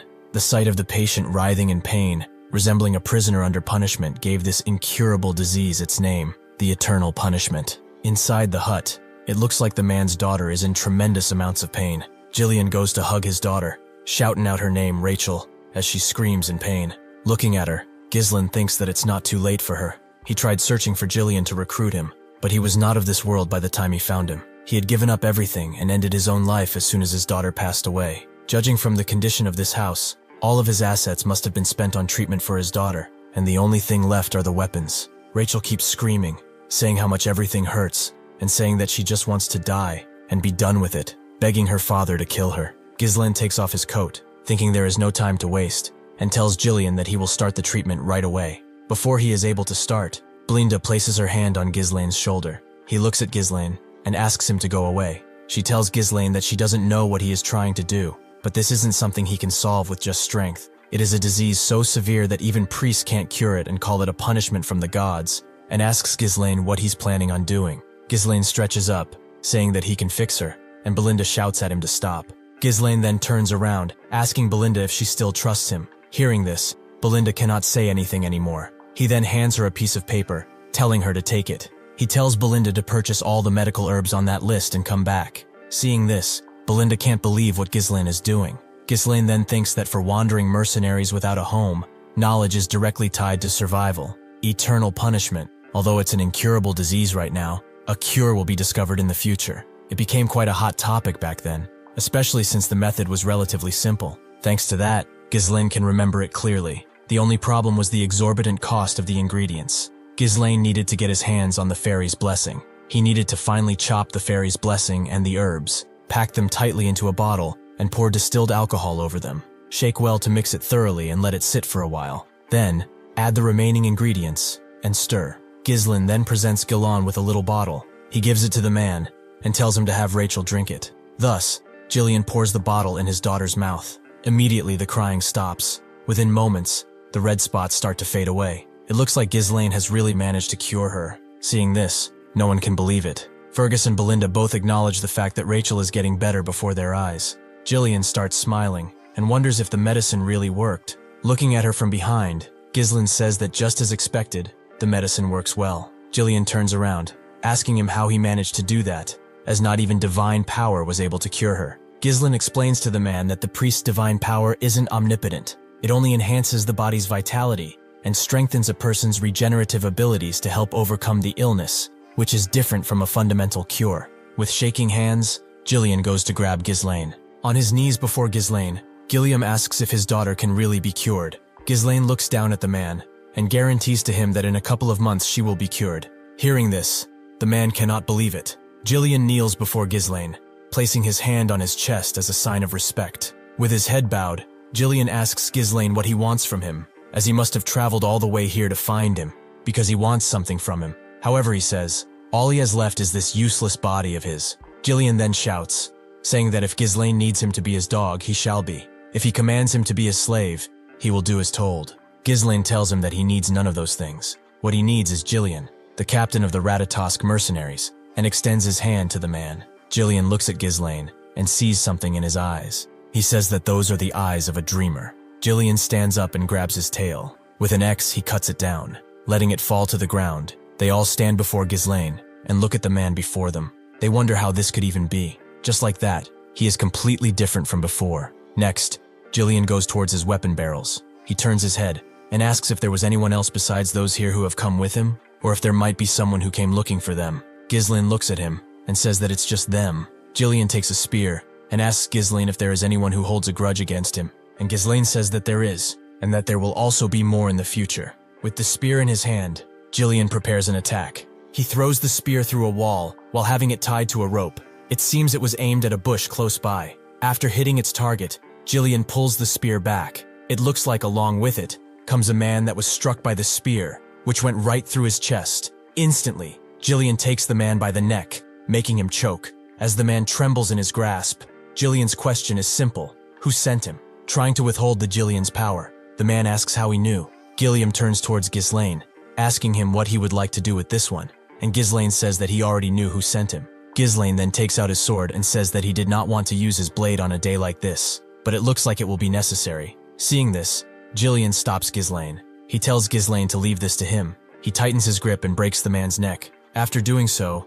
he bows to Ghislain, leaving Belinda shocked. Looking at Ghislain, she thinks how he had no hesitation in killing, and wonders why would Ghislain recruit such a dangerous person. Ghislain then kneels before Ghislain, stating his name and title, addressing him as young master. He looks into Ghislain's eyes and says that from now on, he will leave his life into his hands. Ghislain looks at Ghislain, thinking that with this, he has secured a crucial card for the upcoming reconstruction plan, and tells Ghislain that he looks forward to working with him. Inside a hut at the edge of some swamp, someone says that a reconnaissance unit has been killed. The other wildcats cannot believe it, and call the dead person foolish. Then, one of them, who appears to be the boss, tells them to be quiet. This man is known by the alias Viego, and he tells the others to lower their voices. Hearing this, the others apologize, addressing the man as captain.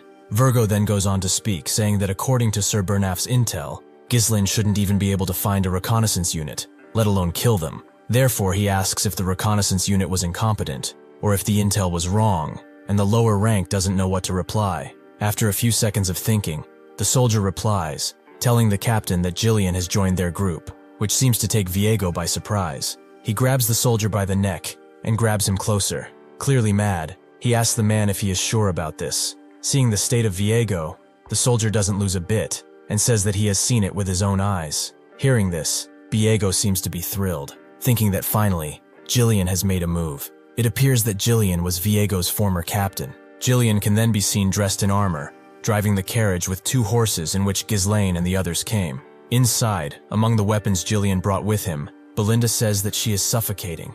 She asks Ghislain if Ghislain really had to bring all of this stuff, mocking him, asking if he is some kind of weapons dealer. Because of him, they had to buy a whole other carriage. Ghislain tells Belinda that it was no trouble, as they had to buy a new one in order to bring Rachel comfortably. Fergus and Ricardo also seem to be following them in the other carriage. Ghislain, looking around, says that Ghislain does have a use for all of it, so she should just bear with it for now. As they enter the ravine pointed on the map by Amelia, Ghislain says that the most important thing at hand is to escape this rift. This being said, Belinda wonders about the Watcher they've caught, and asks if it was sent by Lady Amelia, to which Ghislain says that he is almost certain of it. Belinda says that this could be trouble. The mask he was wearing was a symbol used by the Wildcat Traffickers, a fairly powerful guild in Rayfold. Hearing the name, Ghislain starts thinking about it. Belinda explains that their main trade is smuggling, along with assassination, drug and human trafficking, and more. She says that they are filthy scum who take on all the vile work.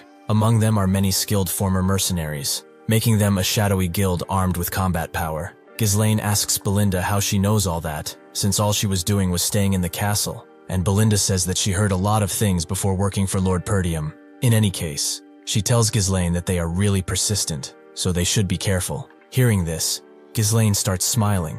Belinda looks at him, and Ghislain says that he will be fine. That is because they have Ghislain with them. Suddenly, from behind the carriage, 2 things seem to emerge from the ground. They come from the back and are aiming for the front of the carriage. Ghislain, of course, notices this immediately and remains completely calm. All of a sudden, 2 assassins jump at him in order to get the kill. He takes both his weapons strapped to his back and thinks about their ambush from the ground. Ghislain manages to block both of them with ease. Then he prepares an attack of his own.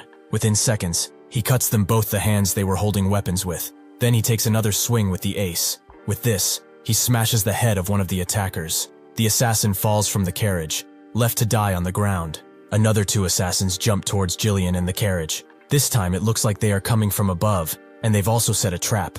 Ghislain notices this, and Belinda says that at this rate, they will be crushed.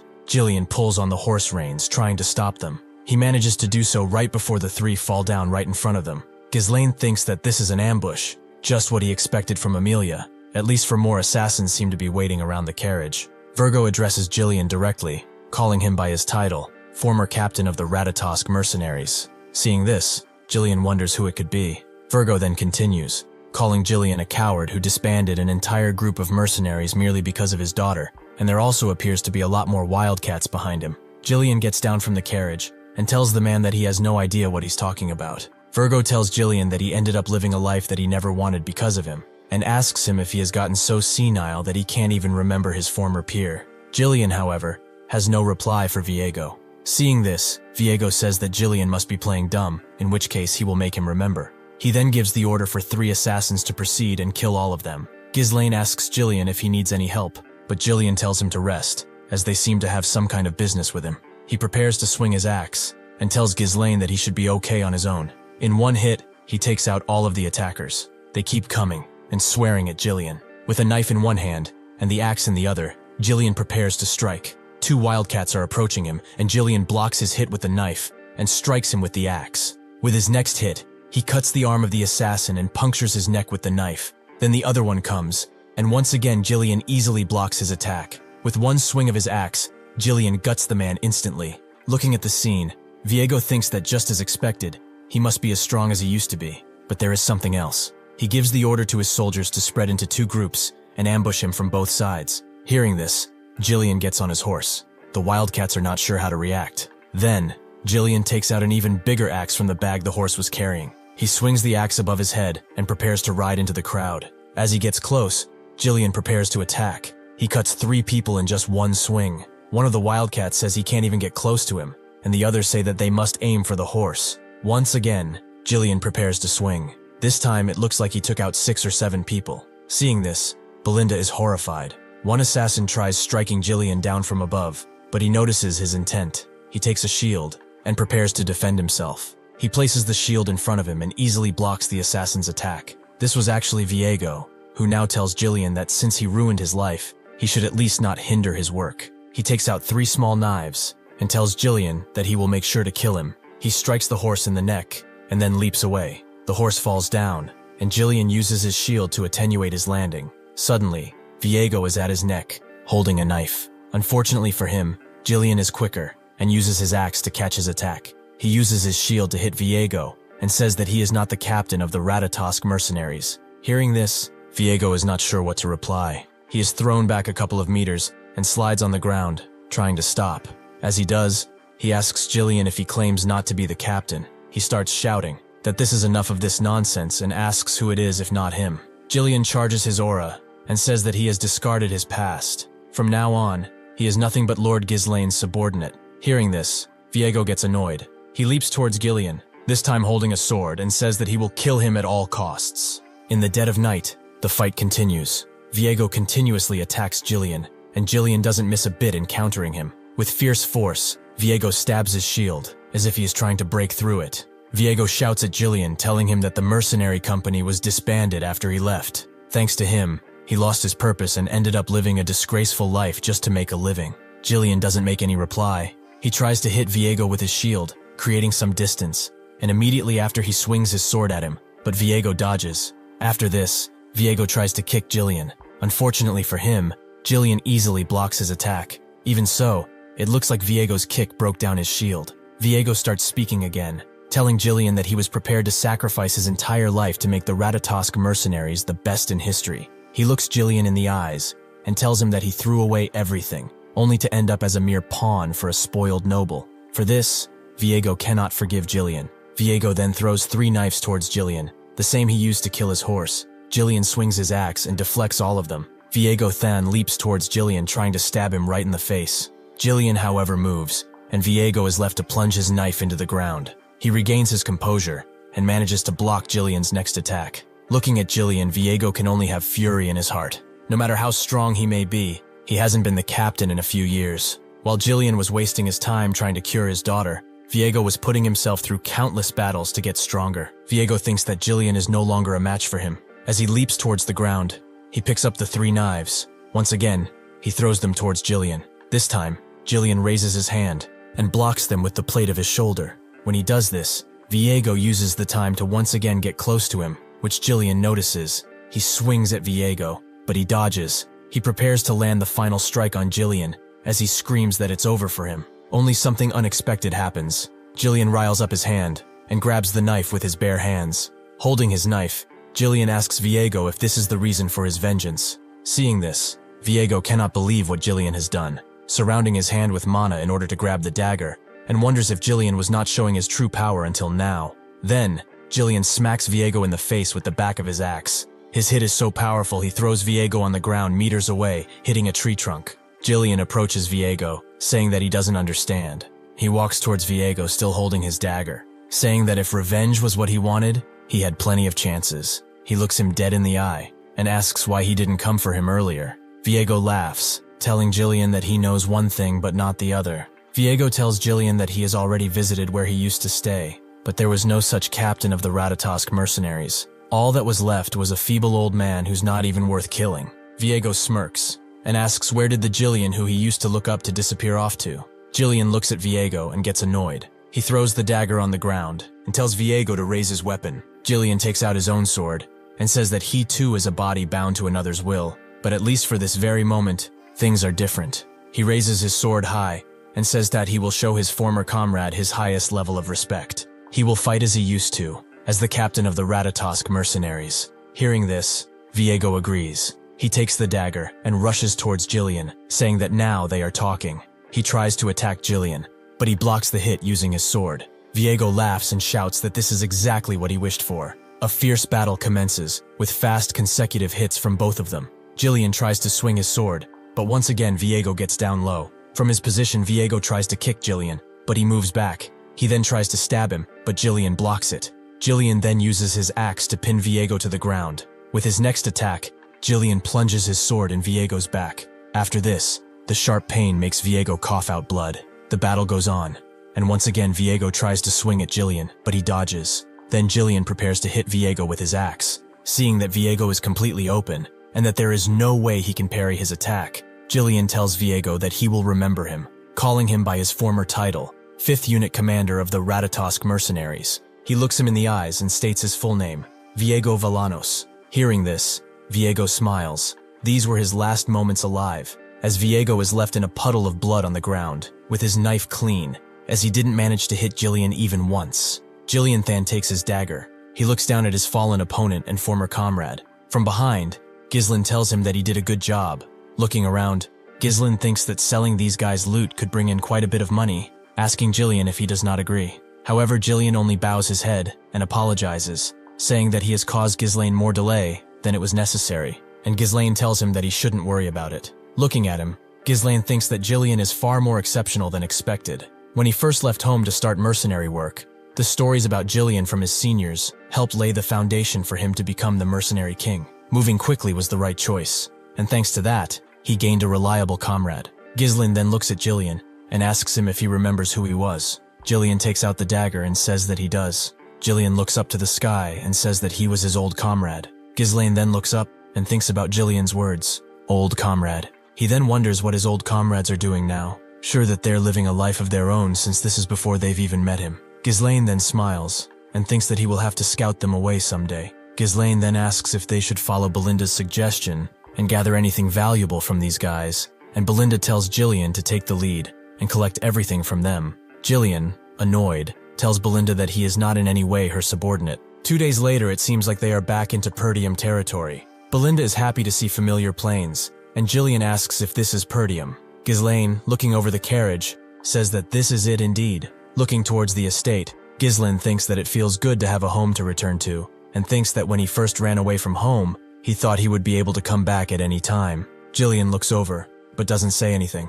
Ghislain asks Ghislain what he thinks of the lands, and he regains his thoughts, and says that it looks great. Ghislain then says that it is shitty, and Ghislain starts sweating, unsure what to reply. Ghislain then starts saying that all the houses are outdated and renovations are out of the question. He then points out the fields, saying that they are completely uncultivated, and that all the farmers have been conscripted into the military, leaving the land forcibly fallow. Ghislain then starts speaking, saying that he has heard Perdium is at war because of the northern barbarians. But after seeing it firsthand, the situation looks worse than he had expected, and Belinda thinks that he wasn't someone who knew this land's situation well before. Ghislain then says something that shocks both Belinda and Gillian, saying that he will resolve all those problems, and tells Gillian that this is why he needs his strength. Ghislain says that it'll be a long battle to eliminate everything connected to Duke Delphine, and to protect what was taken for granted. He will revive this land no matter what. Then they approach the castle's entrance. It looks like Belinda has noticed something unusual, which caught Ghislain's attention as well.